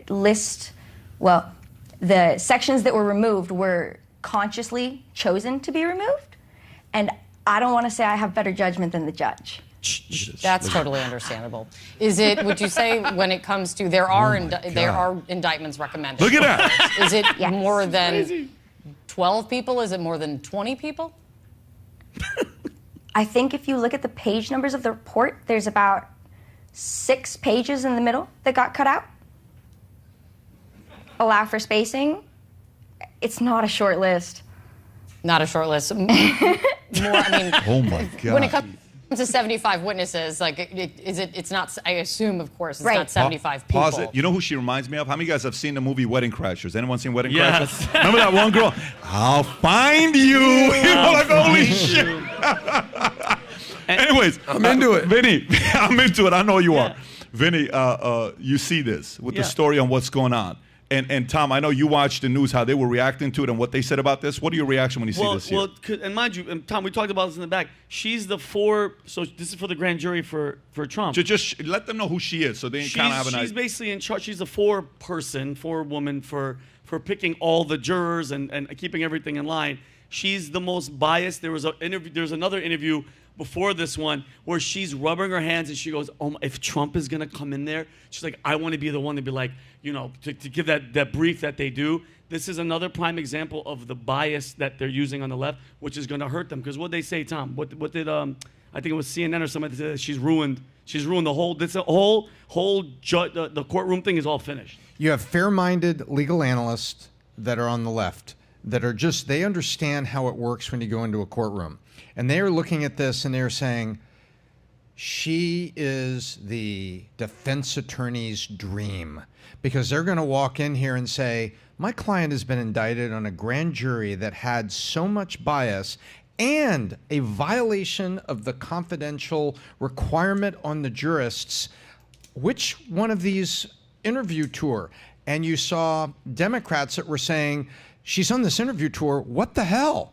What the hell? She doesn't have a publicist. She doesn't have this. They're calling her up and they're giving, she's paid to be on these programs.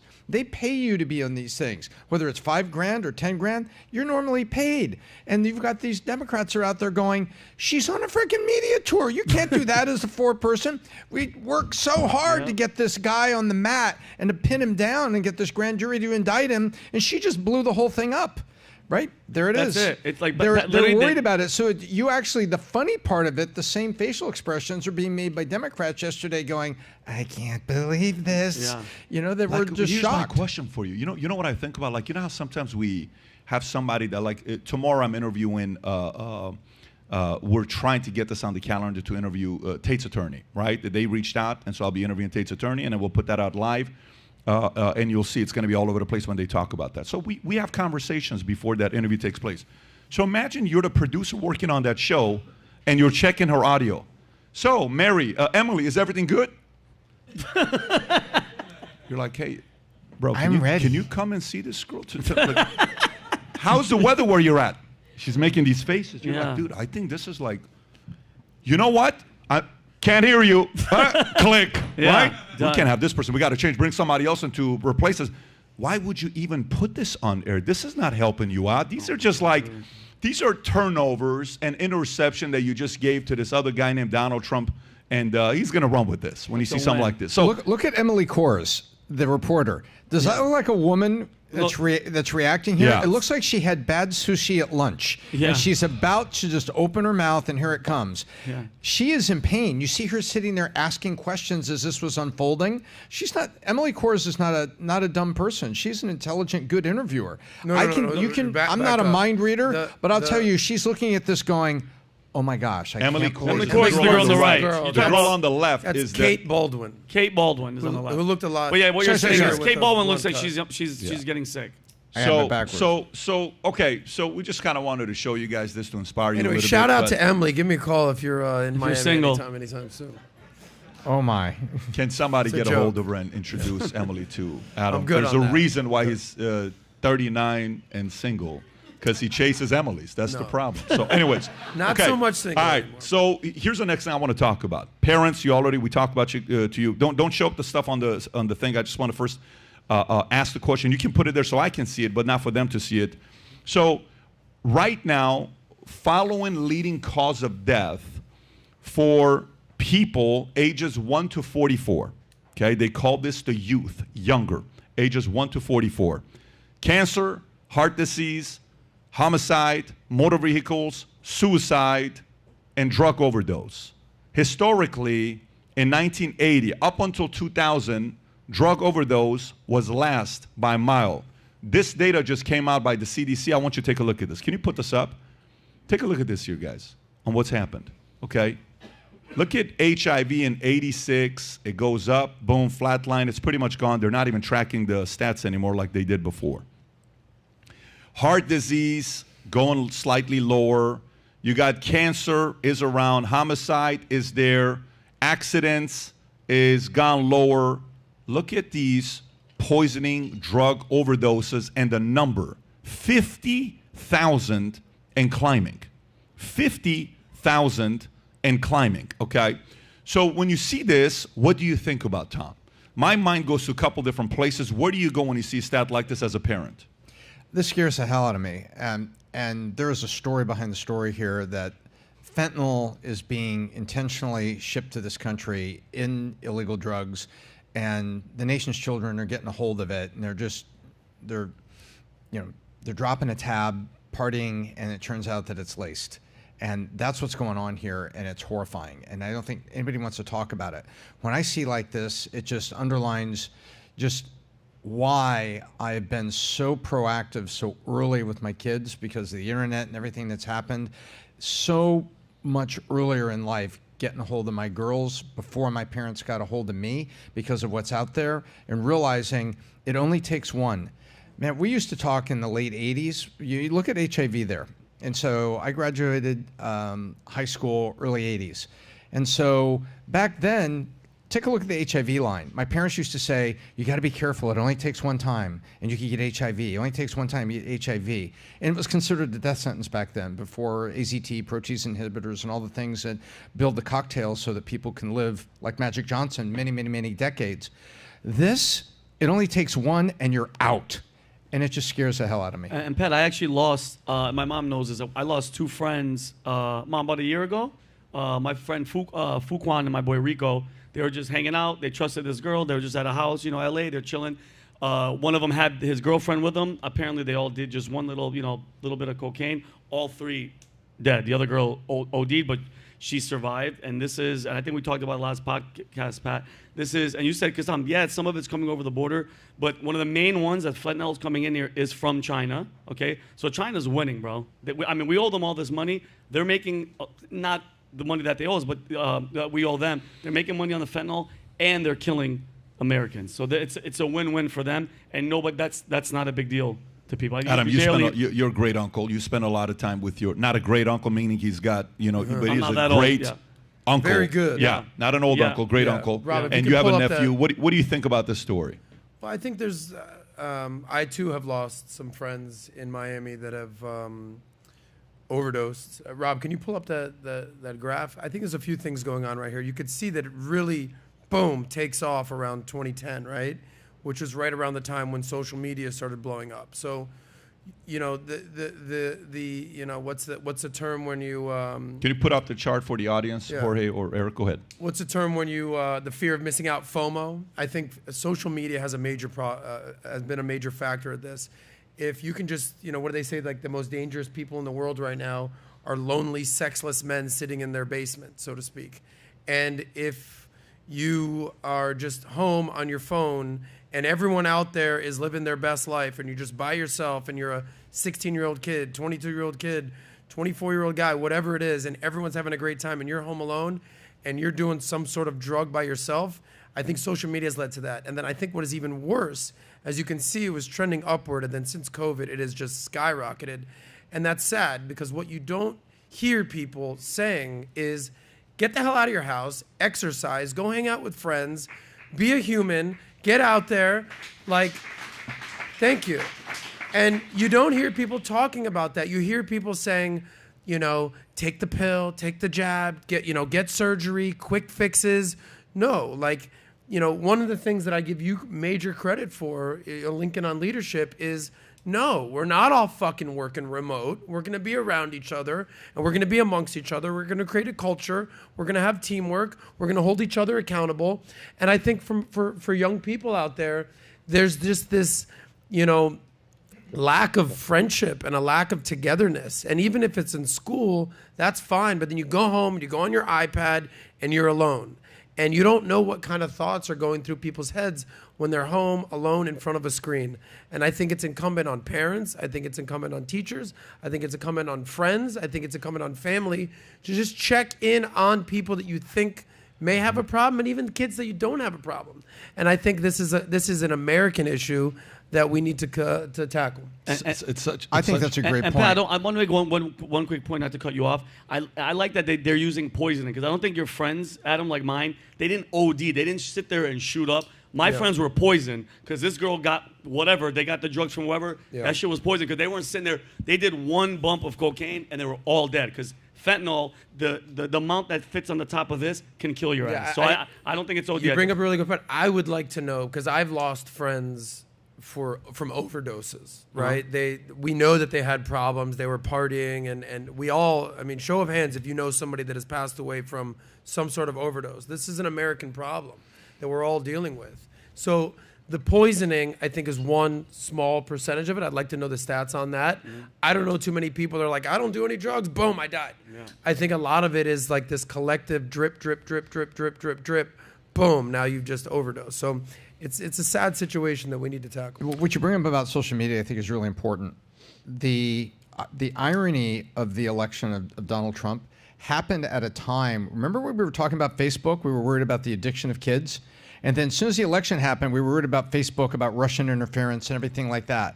There was a dialogue that was going on in the United States about how kids were being hyper addicted to social media and how there were whistleblowers inside Facebook that said, we've kind of programmed it this way to keep you in, to keep you chasing likes. Yep. That your self-worth was connected to your social measurement, measured by how many people like you. You had to be crazier, more outrageous. The makeup, whatever you were doing, had to be more to get the likes. And that kind of stopped and went to the side. And then we had hearings on, okay, you social media guys, how do we get the orange man elected? What happened here? And it moved to that. And, I went to a movie recently, and both my wife and I, anybody see the Dove soap commercial in the movie where the lady's talking to her daughter and they're talking about the risk of social media and everything like that? I think this dialogue has to be considered, because I could call that the Zuckerberg line. Because why are you taking the drugs? Why are you dropping these tabs? What is so necessary about partying and doing it? You're getting poisoned by the drug you're taking, but why is it that you're turning to do that? And I happen to think social media is a big part of it. So Social Dilemma is a documentary that, how many of you guys watched the documentary Social Dilemma? Got a lot of people thinking, talking, all this stuff. But, I will tell you this. Yesterday, we're doing a elite mastermind. And one of my favorite guys, you guys know who he is, he's asking questions saying, I'm afraid of this happening to me. I'm afraid of making this decision. What if this goes wrong? What if at 70 I work hard, I build my company, but nothing happens and this, that? I said, why is it for the last 3 years, every time I talk to you, you always come from a place of fear? And he says, I don't know. I said, do you believe in God? He says, He says, I'm in this country where it's the #1 country in the world for atheists. I said, okay. I said, do you go to church? He says, I don't go to church. I said, what do you think about faith? He says, nah, not really. I'm not big on it. So I said, I'm going to recommend a book to you. I don't know if you're going to read it or not, but I highly recommend you read it. I said, let me tell you what I noticed that I want you to be thinking about. He says, because when I watch you, I watch how hard you work and how many things you're doing, but how come you don't seem stressed out? And you're just kind of enjoying the process. You got a wife, you got 4 kids, you're running these businesses, all this other stuff. How come you don't seem like you're overwhelmed, like you're just kind of going with the flow? I said, dude, it's only because I truly believe someone's got my back. And by the way, I'm not here, you will rarely ever hear me talk about my faith. But I think there's a few different things. Peer pressure is a good thing if it's the right peers. Peer pressure is a bad thing if it's the wrong peers. We need better peer pressure. The right peer pressure forces you to make better decisions because you don't want to let down to people in your community. There was a form of a peer pressure this morning when we were having a meeting back there. It's between us, but you know exactly what I'm talking about. Peer pressure is a good thing. I think people need to start spending more time in churches. I think whatever you practice, go do it. This goes back to the clip we talked about with Robert Downey Jr. and Mel Gibson the other day about the fact that, how many guys have seen the whole Robert Downey Jr. and Mel Gibson where he says, the reason why I brought Mel Gibson here is because years ago when I had nothing going on and I was an alcoholic, Mel came up to me and, well, I couldn't pay the bills, I couldn't pay rent, we can't play this because the music, I couldn't do this, I couldn't do that. He gave me a job, and that job put a roof over my head. And I asked him, I said, how can I ever pay you back? Because, you know, Robert Downey Jr. is not blowing up. He says, he told me, go find your faith. He says, Mel never told me which faith. He just said, go find your faith, whatever that faith may be, and it starts with responsibility. Robert Downey Jr. is happily married, quiet, low-key. You don't see him at the clubs, any of that stuff. And to me, one of my favorite, I don't know if you guys like this guy, I love Robert Downey Jr.'s acting, how he is, his story, underdog, redemption, any of that stuff. And he says, later on, when you go through this, pass this down to somebody else. So a lot of these drugs that you're seeing, we can blame social media, we can blame all of that stuff. People are uncomfortable talking about taking people to go to church, go into a faith-based environment, and having the right people around you. The better the peers you have around you, better community you're a part of, you're going to perform better. When I was around other guys, and at one point I was a bodyguard. Most people don't know this story. If you really know this story, you really follow our contents. I've only told the story one other time. I was a bodyguard for a Colombian guy. And he didn't sell baseball cards when you're from, you know what I'm saying? So one day we go out and I'm hanging out with these guys. First of all, we're having the time of our lives, just so you know, because Colombians, they know how to party. But this Colombian guy was a very well-known Colombian guy in LA. You don't need to know who he is, but he was a very well-known Colombian guy. And I was a very well-known, you know, tough guy. Tough guy. Not a tough guy, but I would say I was a very well-known guy that I could handle myself in pressure-type situations, however way you want to define that, right? So we meet, we go out. All of a sudden, I'm on a yacht in Marina del Rey, and there's a mountain of this white mountain, you know, if you want to call whatever you want to call this white mountain. And he says, this guy owes us $100,000. I'm like, so that's why I'm here? Yeah. Great. Okay, fantastic. So obviously we collect $100,000, but here's the point. While this whole thing is over with, I go back in the car, and I know what I did that night, like with the people we're hanging out with. I'm like, dude, this is the wrong crowd to be around. Do you know if I stay in that community for 2 more weeks, 3 more weeks, the guy goes to jail, by the way. If I'm there for 3 more months, no valuetainment, I don't have my 4 kids, I will never meet Patrick, I will never meet Dylan, I will never meet Senna, I will never meet Brooklyn, I will never meet these wonderful people in my life, I will never meet Mario, I would never meet Tom, I would never. You're one stupid decision away if you have the wrong pressure peers around you. You get in the right environment where they're pressuring you to improve your marriage, pressuring you to be a better father, pressuring you to be a better friend, pressuring you to be a better person financially. Then one day you wake up and you're like, okay, great. This is fantastic. We've done okay. We're going to make mistakes. You're going to screw up. This doesn't mean just because you have faith, you're going to walk on water. But I think we need more of that today. That's all I'm talking about. I just want to say something. I just want to add one thing to what Pat says. You know, you talked about this concept of peer pressure and whether you have good peers in your life or bad peer pressure. Peer pressure can be a good thing if it leads you to the right thing. I think, you know, you said the other day, you know, this whole concept of like your network is your net worth. And then, you know, if you add up the 5 people that are closest around you, you're the sum of those 5 people. And then Pat goes, yeah, but is it really 5? Or is it really one person that is sort of the biggest influence over you? And I think we all know that it's not just 5 people, it's one person in your ear whose counsel you listen to the most, whether it's a business partner, whether it's a wife, whether it's a parent, whether it's a friend, whatever it may be. And I think, you know, you're absolutely right with that. And last point, I think we're so hungry in this country for leadership. And I think that's kind of what you're talking about, is that whether it's a voice in your ear or whether it's the president of the United States or whether it's a friend, we all want some leaders to step up and put us in the right direction. And this is what I think is so amazing about you. And I know you're not big on, like, you know, grandstanding, but we wouldn't be where we are without your leadership. So it's not so much the 5 people that we're closest to, like we all look at you as the leader. And to have someone, the captain of the ship, so to speak, is so big to have in your life. And if it's you, that it's the person that people look at in your life, just understand people are looking at you as the leader. But if it's somebody that is the leader in your life, just keep them close, even if you screw up from time to time. Right. Okay. One great thing about Adam is never screws up. There's one thing about Adam. Just never screws up. Let's go to this next story because we're on this here. By the way, this next story to me also has to do with the drug stuff because I think working from home is not a good business model because you're asking people to be alone by themselves. We need to be around people. Here's a story. I know some of you guys don't agree with that. I'm just telling you how I feel about it. Amazon employees expressed dismay, anger about sudden return to office policy. And Tom's got some stuff on this, especially what Bernie Sanders said recently. But let me read this article, and then, Tom, I'm coming straight to you. Amazon CEO Andy Jassy, who replaced Jeff Bezos, announcements of a mandatory return to office policy for at least 3 days a week beginning May 1st has sparked opposition amongst Amazon employees. God forbid you come to the office 3 days a week. Group of tech workers have created a Slack channel and a petition against the mandate, and about 5,000 employees have signed a petition so far. A group of employees also spammed an internal website with messages conveying their opposition to the new policy. Many expressed frustration that they'd have to find arrangements for child care, caregivers, for aging parents, or potentially move to be within commuting distance oh my God, to the office. Additionally, the petition presents a number of data points and studies highlighting the benefits of remote work, such as improved productivity and the ability to attract and retain top talent. Tom, what are your thoughts on this wonderful article? Well, this article comes on the heels of Disney. Everybody see Disney also got a petition about 4 days ago, 2,300 people, so a couple of people nodding here.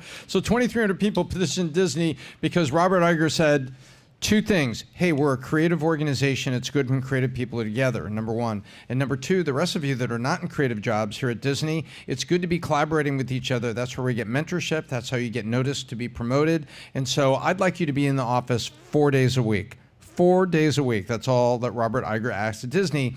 2,300 people flipped out the same thing. Oh, it's going to create hardships, hardships, hardships. Then Disney comes out 72 hours later, do an earnings report, and it says, yeah, and we got to let you know the expenses are still a little high, so we probably have to lay off about 5,000 people. If I was one of the 2,300 people that just signed a petition, and then you hear him go, oh crap, I'm in. You know, now what? The same thing is happening here, and I think the employees aren't understanding. They're being given opportunities to be recognized, get a raise. Who doesn't want a raise unless you think you're entitled to it? And by showing up, you get it. How many business owners or business managers are here? Look at this. Look at this. How do you recognize people? How do you help people lift up? How do you notice those little things, those little intangibles, somebody who's an encouraging force in the office? And so now you have 5,000 people are signing this petition, and Amazon, oh wait, they did a big layoff too. In the middle of Amazon trying to find some costs and efficiencies, it's just amazing. And also, I like the note here, move within commuting distance of the office. Something funny, go look it up. It happened with Yelp today. Yelp discovered that people that were working from home actually had moved like to Texas or Florida or some way and were no longer near the office and hadn't told Yelp. So when they say, okay, you have to be in the office for 3 days, they're like, oh crap. So this thing about moved within commuting distance to the office, you had a lot of people thinking, hey, guess what? I can go ski and I can live in Mammoth, California, and I don't have to come to the office. So when this comes back, there's a flip side to this employee flip out where some of them, and maybe it's for good reasons, have moved out of areas. There it is. Yelp's remote work reveals how pandemic reshaped local economies and the way we work. Yeah, local economies that no longer had certain Yelp workers, but they had a Yelp office. And now you have to go back to the office and they're like, whoops, I don't live here anymore. And it's like, what are you talking about? Adam, what do you think about this? So I think this is part of a larger conversation of this concept of a work-life balance. You know, so there's no secret that Gen Z and even millennials are advocating wholeheartedly, like, dude, let me just live my best life a little bit more, right? And I think there is some justification to some of these 4-day work weeks. Some countries have implemented that. They've started to see some productivity go up during 4 days. I mean, how much time is spent in the office just BSing, networking, talking? I mean, that's part of office culture. I get it. But what I thought was ironic here, he's requesting employees come back 3 days a week. As the CEO, it's like you're now mandatory, need to be in the office 4 days a week or 5 days a week, whatever it is. But I think raise your hand again if you're a business owner. So, and raise your hand if you're just. By the way, if the audience can't see it, can you turn the camera on to folks who look what percentage are business owners? Raise your hands again if you're a business owner. Look at this. Wow. Would you say that's 90%, 80%? 80%. Yeah. So I think God bless the job creators, baby. Yeah, respect. I think at the end of the day, if I don't know who these people are at Amazon, but let's just say that they're $40,000-$50,000 a year employees. They don't own the company. They haven't taken the risk as an entrepreneur. Granted, we can go down that path, but regular employee, they also want to have a life. They want to have some vested interest in their life. They don't want to just work to live, right? They don't want to live to work. And a lot of people say, well, like a job, JOB stands for just over broke. So if you are not incentivizing your employees to say, no, this is part of an overall life plan that we can help you with, so you can save money and really live the life. What do you think about what Adam is saying? What do you think about what Adam is saying? I'm asking you. What do you think? Tell me. What are your thoughts with what Adam said? No, I actually want to curious. By the way, what do you do, real quick? What business are you in? So I'm a general contractor. Okay. As well as I own and operate properties. Okay. So what do you think? So general contractor, own and operate properties, right? Okay, so what do you think about what Adam said about the fact that, they need to have some work-life balance? What do you think about that? Businesses don't run that way. And the thing is that, you have to calculate, like if you were looking at an overall P&L, yep, both on your debt, on your staffing, payroll costs, your utilities, and overall expenses, if you were to break it down, you would go broke instantaneously to try to help create in that perspective. Now, there is incentive to help grow. And the thing is that it is my job to see whether all you do is housekeeping or you do just lobby. But the thing is that when you see potential, you help that growth move forward. Because I've created, with me and my family, we've created about 5 to 7 people. One works for corporate choice hotels. One became a house builder, a premium house builder. Another one joined a major company, and she's doing fantastic with their life. But it requires time from the ownership, but at the same time, you can't put everybody in the same box. And so if you were to put everybody into the same box, you would never get this thing moving forward. And that's where your costs won't it won't pencil out. You will go under if you're trying to make a specific move just to help everybody, because it doesn't work that way. Because my family didn't have anything either when they first began. By the way, it sounds like a very reasonable. Make some noise for a great response here. What's your name? Say it again. Kush Nathu. Kush. Last name? Nathu. You know, when I think about Kush, what I think about? You know what? I think about Jerry Maguire. How many guys think about Jerry Maguire? The prospect.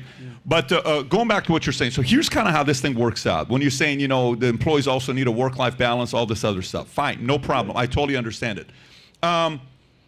When it comes down to running a business, the goal is to stay in business. He just talked about that. A lot of times people are making the decision the way you're thinking, where let's try to please everybody, but then if the company goes out of business, you just cost a few 100,000 people jobs or thousands of people a job. Bed Bath & Beyond going out of business to please a few employees, they just shut down 436-something stores. Who did that hurt? So let's sit there and try to please everybody that, want a little bit work-life balance. Guess what? You want work-life balance? Go be a laptop entrepreneur. Figure out a way to make $50,000 live in Thailand if that's what you want to do. But if you want to run a company, shout out goes to the people that are creating jobs. The job creators in America lower taxes. Let me explain to you this. There is nobody that lowers taxes in America more than job creators. If a person is employed, that company is minimizing your taxes because you don't have to pay unemployment taxes. You don't have to pay entitlement programs. That company's taking the responsibility of doing that. The more of these companies that are doing that, you and I are able to pay lower and lower taxes. Shout out to them. Now, I'm going to give you the other part as well. 50 Cent, we talked about this on Tuesday, where he said too many people, the concept of being depressed, it's a luxury to be depressed, okay? It's a luxury to be depressed. For me, some of the most miserable, bitter people I've met in my life have way too much time on their hands. Some of the most miserable, bitter people who do stupid shit have way too much time on their hands. You know what I did when I had a lot of time on my hands? My hair was orange. Because I was bored. So I'm kind of like, you know what? I'm going to try this peroxide shit. And, you know, who's done the peroxide thing before? Who knows what I'm? Look at you guys. I'm not alone. Yeah. I'm like, let me see. Let's go to the beach. Hey, my hair is orange now. Damn, that's pretty sick. Yeah, I don't have a job. Okay, so, no, we have a little too much time on our hands where people need to kind of get back to work and have a bigger purpose. Life without a purpose is when you start doing stupid things, drugs, alcohol, dumb stuff, coloring your hair, all these other crazy activities that comes in. The more active you are, the more you're in the hunt for something big for you, for your family, for your kids, whatever it may be. You're going to be a better, productive citizen for all of us, and the communities become safer if we do that. I don't want to. Give him a round. Come on, guys. I mean, not. But with that being said, not to put a damper on everything, but you know, Dodger in the field report in Ohio, he's dead, and they just threw him in the river, so he's dead now. So. The water in Ohio. Let me just give a quick response. By the way, shout out to you. Great dresser, by the way. I mean, respect to you. Kush. But you hit the nail on the head, is that how many more entrepreneurs, business owners are there versus actual employees? 90-10, let's say? So I think what's important for you to do is those people with jobs, they need to understand that they are a part of a company that is doing something, and it is incumbent on you. That part I agree with. Yeah, it is incumbent on you to validate their purpose. Yes. Because look, you're not talking to somebody that's some $50,000 employee. I have a company like. It is so true. Like, I'm not that dude that you think I am. Like, I'm just some employee guy. So, but what I do is I talk to a lot of employees, and what I've noticed is there's like, yeah, it's just a job. And I'm like, what do you mean? We're building something here, bro. Like, this is what we're doing. And they're like, no, just a job for me. And there's a disconnect between the entrepreneur who's building something and has a vision and wants to do something and is putting in and sleeping, 4 hours a night and is doing something, versus the guy that's just, hey, this is just a job. And if you can make that person feel important and make that person feel like he has a purpose and he's part of something that's actually building something, that's where you'll get someone to buy in. And whether it's 3 days a week or 5 days a week, he's part of the vision. You make a very good point. Very, very important point. Let me tell you what happened. Remember how the whole thing where it's some people shouldn't become fathers because you're not like, you need to just take your time before you become a father because you're not willing to do the job. It takes 2 minutes to become a dad. It takes years to become a father, that whole saying. Amen. Certain people are not meant to become employers. So where's Leo at? If Leo's in here or not. Leo, do you remember when we were in that one house in Bay Colony and one of the guy was talking about, well, 2 years ago I made $10 million in profit. Life was good. I'm doing this, I'm doing that. But I'm having a hard time keeping employees. You know, why do you think I'm having a hard time keeping employees? I said, interesting. I said, tell me your schedule. How often are you at the office? Are you working 60? I said, when you made 10 million, how much were you working? 60 hours a week. I said, how did you work last year? No, last year I'm more like 10 to 20 hours a week. I said, so the employee's sitting there asking themselves, why the hell am I working for you? Exactly. If the leader at the top is not driving the company, what the hell am I doing? Because if you're growing, hey, I'll ride that train. But if you're not, what am I doing with you? I'm going to go and work for somebody else. Exactly. So I fully agree with the point you're making as well. Some employers need to go become more in a supporting role and be an employee if you don't want that kind of pressure. If you're the employer, if you're the CEO founder, you got to work, drive the company and sell the vision of where they're going so other people are willing to go out there and join you. If not, go join somebody else's team. Very good point you made there as well. So we got a couple of things here before we wrap up. I got one last story we can do, okay? We can do one of the 5, and you pick and choose which one. Based on the noise you make, we'll pick one of them. All right. One of them is a masks story by New York Times. Let me give you the list, and then you pick and choose. The other one is Putin's speech about the family nucleus. Anybody saw Putin's speech about family nucleus? If you haven't seen it, I retweeted it yesterday, and you should go read the commentary. It's awesome. They were all very friendly towards me. It was incredible. Babe, you shouldn't read what people had to say. Everybody else, you can go enjoy it. We can talk World War III, or we can talk office landlord defaults are escalating as lenders brace more for distress. Pick one of those 4 stories. Or ChatGPT that asks the question, which one of these people's social score is the highest in America and to the world? Which of those 5 you want to talk about? You pick and choose the audience. Really? Okay, let's get the Putin speech. There we got we a go. bunch of Russians in the house. Hello. Here we go. Здравствуйте. Hello. Right? До Хорошо. свидания. Okay. До свидания. So Putin gives a speech, and you know he's talking to I mean, you'll see when he's going through it, but he gives a speech about the family nucleus and how America is making a big mistake right now and what's causing a fall. And then we'll get some reaction here from everybody. Go ahead and play the clip if you can. Okay. И здесь опять лгут постоянно. Oh, you can't read it, right? Исторические факты. You guys can't read Не it. I gotta прекращают almost. нападки на нашу культуру, Yeah, на okay, русскую go православную back, церковь. turn off the audio. I'll read it on what he's saying. So go back and turn off the audio and put it on 1.5 speed. I'll read it at a fast pace. If you want to press play. One request. What's that? Please read it in a Russian accent. Hello. Yeah. We're not doing that. Yeah. I already have an Like accent, let alone a Russian accent. I mean, I can do it. Press play. And here they lie constantly. Perverts, historical facts do not stop attacks on our culture. The Russian Orthodox Church and other traditional religious organizations of our country see what they do with their own peoples, the destruction of the family, cultural, and national identity. Super slow talker. Perversion, mockery of children, and pedophilia are declared the norm. He's talking about America. Pedophilia is the norm of their life. And priests are forced to bless same-sex marriages. Interesting. God with them, let them do what they want to do. What do I want to say here? Adults have the right to live as they want. We have always thought like this in Russia, and we always will. No one will invade private life. We are not going to do this. So far sounds reasonable, but I want to tell them, look at the Holy Scriptures, the main books of all other world religions, everything is said there. Including that the family is the union of a man and a woman. So they're clapping right now. Love that. In the Great audience. Hat. Great hat. Yeah. But these sacred texts are now in doubt. As it became known, the Anglican Church, for example, plans to consider the idea of gender-neutral God. Oh, my God. What can we say? Forgive us, Lord. They do not know what they do. Wow. Everybody clap, clap. Millions of people in the West understand that they are leading to a real spiritual disaster. The elites directly, I must say, go crazy, and it seems that they can no longer be treated.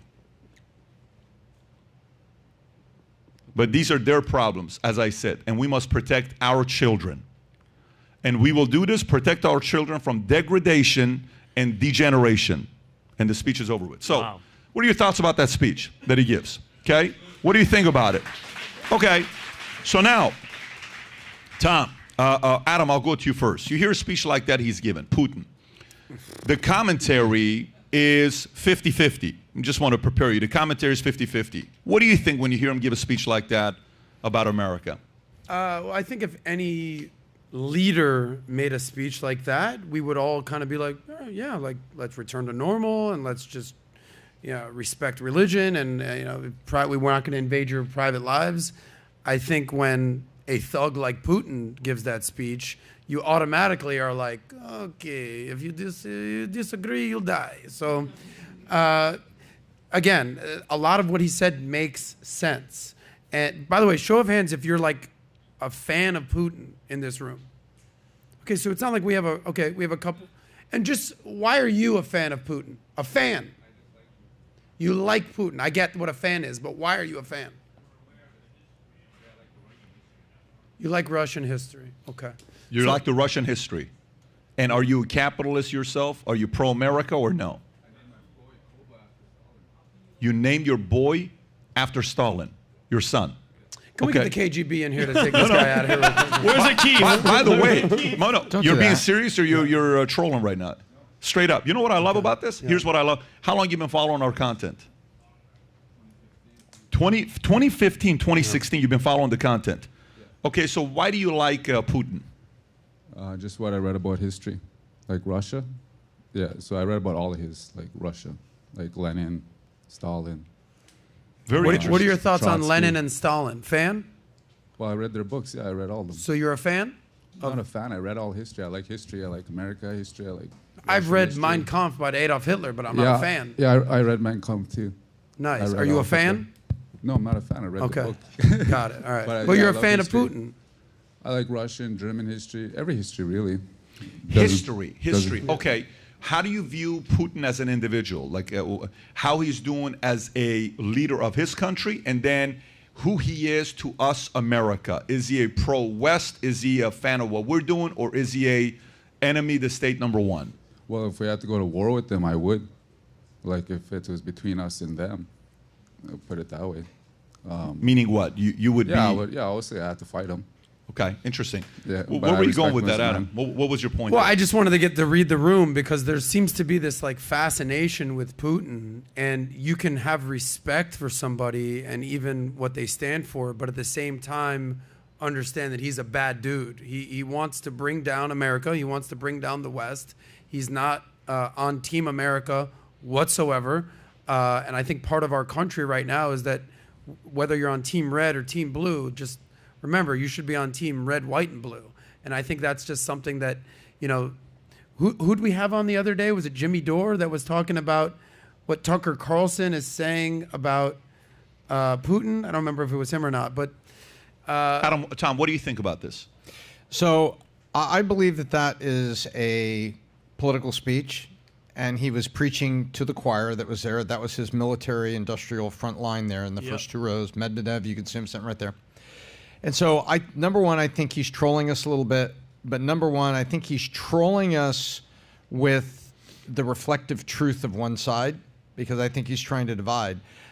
But I'll have to tell you, if I closed my eyes and I didn't know who was speaking and I heard that, there's a lot of truth in it. And there's a lot of stuff in that I'm like, yeah, that's correct. Yeah, that's true. This is what we are doing to a generation of children. So I see that part of it, but then I say, okay, why is this guy saying it and saying it now and saying it this way? I think he's trolling and trying to create political division among us. I agree, and it's like that's like you said, he's rallying the troops back, because with everything that's happening right now, he's just reaffirming to all of them where he stands and where they are as a nation. That's it? That's it. Okay. And I think he believes, Yeah. and I think there's parts of it that he absolutely believes, but I think he's trolling. So let me ask you, what is the likelihood in the next 20 years that a president from the right or the left or the middle tells that speech in his own or her own way? Would it be more from the left, the right, or the middle? Oh, it's coming from the right. Oh, yeah. A speech like that would come from the right. Here in the U.S., you mean? Here in the U.S. is what U.S. I'm leader, talking- yep. So what is the right turned on by that speech? Like, what did he say? Did he say low taxes? Did he say pro-military? What did he talk about? Family he talked and kids. pro-marriage. He talked family values. He talked God. He talked leave our kids alone. And parents resonate with that story. Mm-hmm. It would be great if an American president gave a message like that to protect parents, to say, leave our kids the hell alone. Yep. That's it. And by the way, I'm willing to tell you, if that presidential candidate is left, right, or center, we would all applaud for that person. It doesn't matter. But somehow, some way, a basic message like that doesn't come from the left, period. And what's going to happen is you're going to piss off moms who are sitting there saying, dude, listen, man, you can do whatever you want to me. Go for it. You cross the line when you mess with my baby, you're going to see a different side of me. You ever seen, like, my wife, if you ever talk to her, I didn't think she was naturally like this nice all the time. She's like this all the time, by the way. I thought it was like an act. Like, I'm like, you can't be like this all the time. There's got to be an act. So, you know, when you date, you get into some fights and you're like, you see a different side. And I've seen some sides. And I'm like, okay, cool. There you go. So, you know, the breaking point, you do something to any of our kids, Jen goes from straight up playing with her hair like this. Look what she's doing right now, playing with her hair. She goes from that to straight up. Mara Salvatrucha, like gangster coming out, you know, so a whole different person shows up. She's ready to, you know, throw down. But that's what's happening to moms. Moms are resonating with a message like this. If a strategist is there, seeing a video like this, I tweeted, I don't know how many millions of views it got just listed. It got like 30,000 likes, 7,000 retweets. Hey, candidates, this is an important message for American people. You may want to consider realizing how important this is to people. Go ahead. The message will fall upon deaf ears because it is Putin giving this speech, and everyone's like, okay, buddy, keep it moving. But let's just go back 3 to 6 months. There was the newly elected Italian prime minister. What's her name again? Giorgia Meloni, I believe. She gave a very similar speech, and it went worldwide. And I think that's what I think I mean, that's kind of what Jen was going. Parents are just saying, dude, leave us alone. Let us raise our kids. And there's nothing wrong with that. When it comes from Putin, I don't know about all that, though. Okay, over under. Adam has a kid within 2 years. Yes or no? How many guys say he's going to have a kid within 2 years? Raise your hand. Yeah. How many guys say there's no way in the world he's having a kid within 2 years? Okay, here you see. All right, we're going to see what's going to... There's a certain girl that would probably have a say in this. That girl, Emily, is your girl from CNN. Emily from CNN. That's the girl. Emily, call Sauce, Emily. We're waiting for you. Where are you? Anyways, hey, appreciate you guys for coming out. Live audience, if you're watching this, I'm going to do a podcast tomorrow. Hang tight with the interview in case it does take place. We'll let you know if we're going live with it. Eric, do we have that clip to show them what the next live one's going to be here? Do we have that thumbnail to show? I think it's in April. It's going to be the first week of April or so, first or second week of April. We'll be doing the next live. If you weren't here, you missed it. We can't wait for you guys to come in. The problem was the moment we announced, within a couple hours, it sold out. So we got a lot of complaints. Well, how about this? How about that? If you want to be on the list next time, we're no longer announcing it publicly. We just put it in a text, and it sells out. Text the word podcast to 310-340-1132. Once again, text the word podcast 310-340-1132 to find out the next time we do a live like this. With that being said, we will dismiss the audience out there, but we're going to spend a little bit more time with the folks here. Take care, everybody. Bye-bye, bye-bye, bye-bye. Awesome.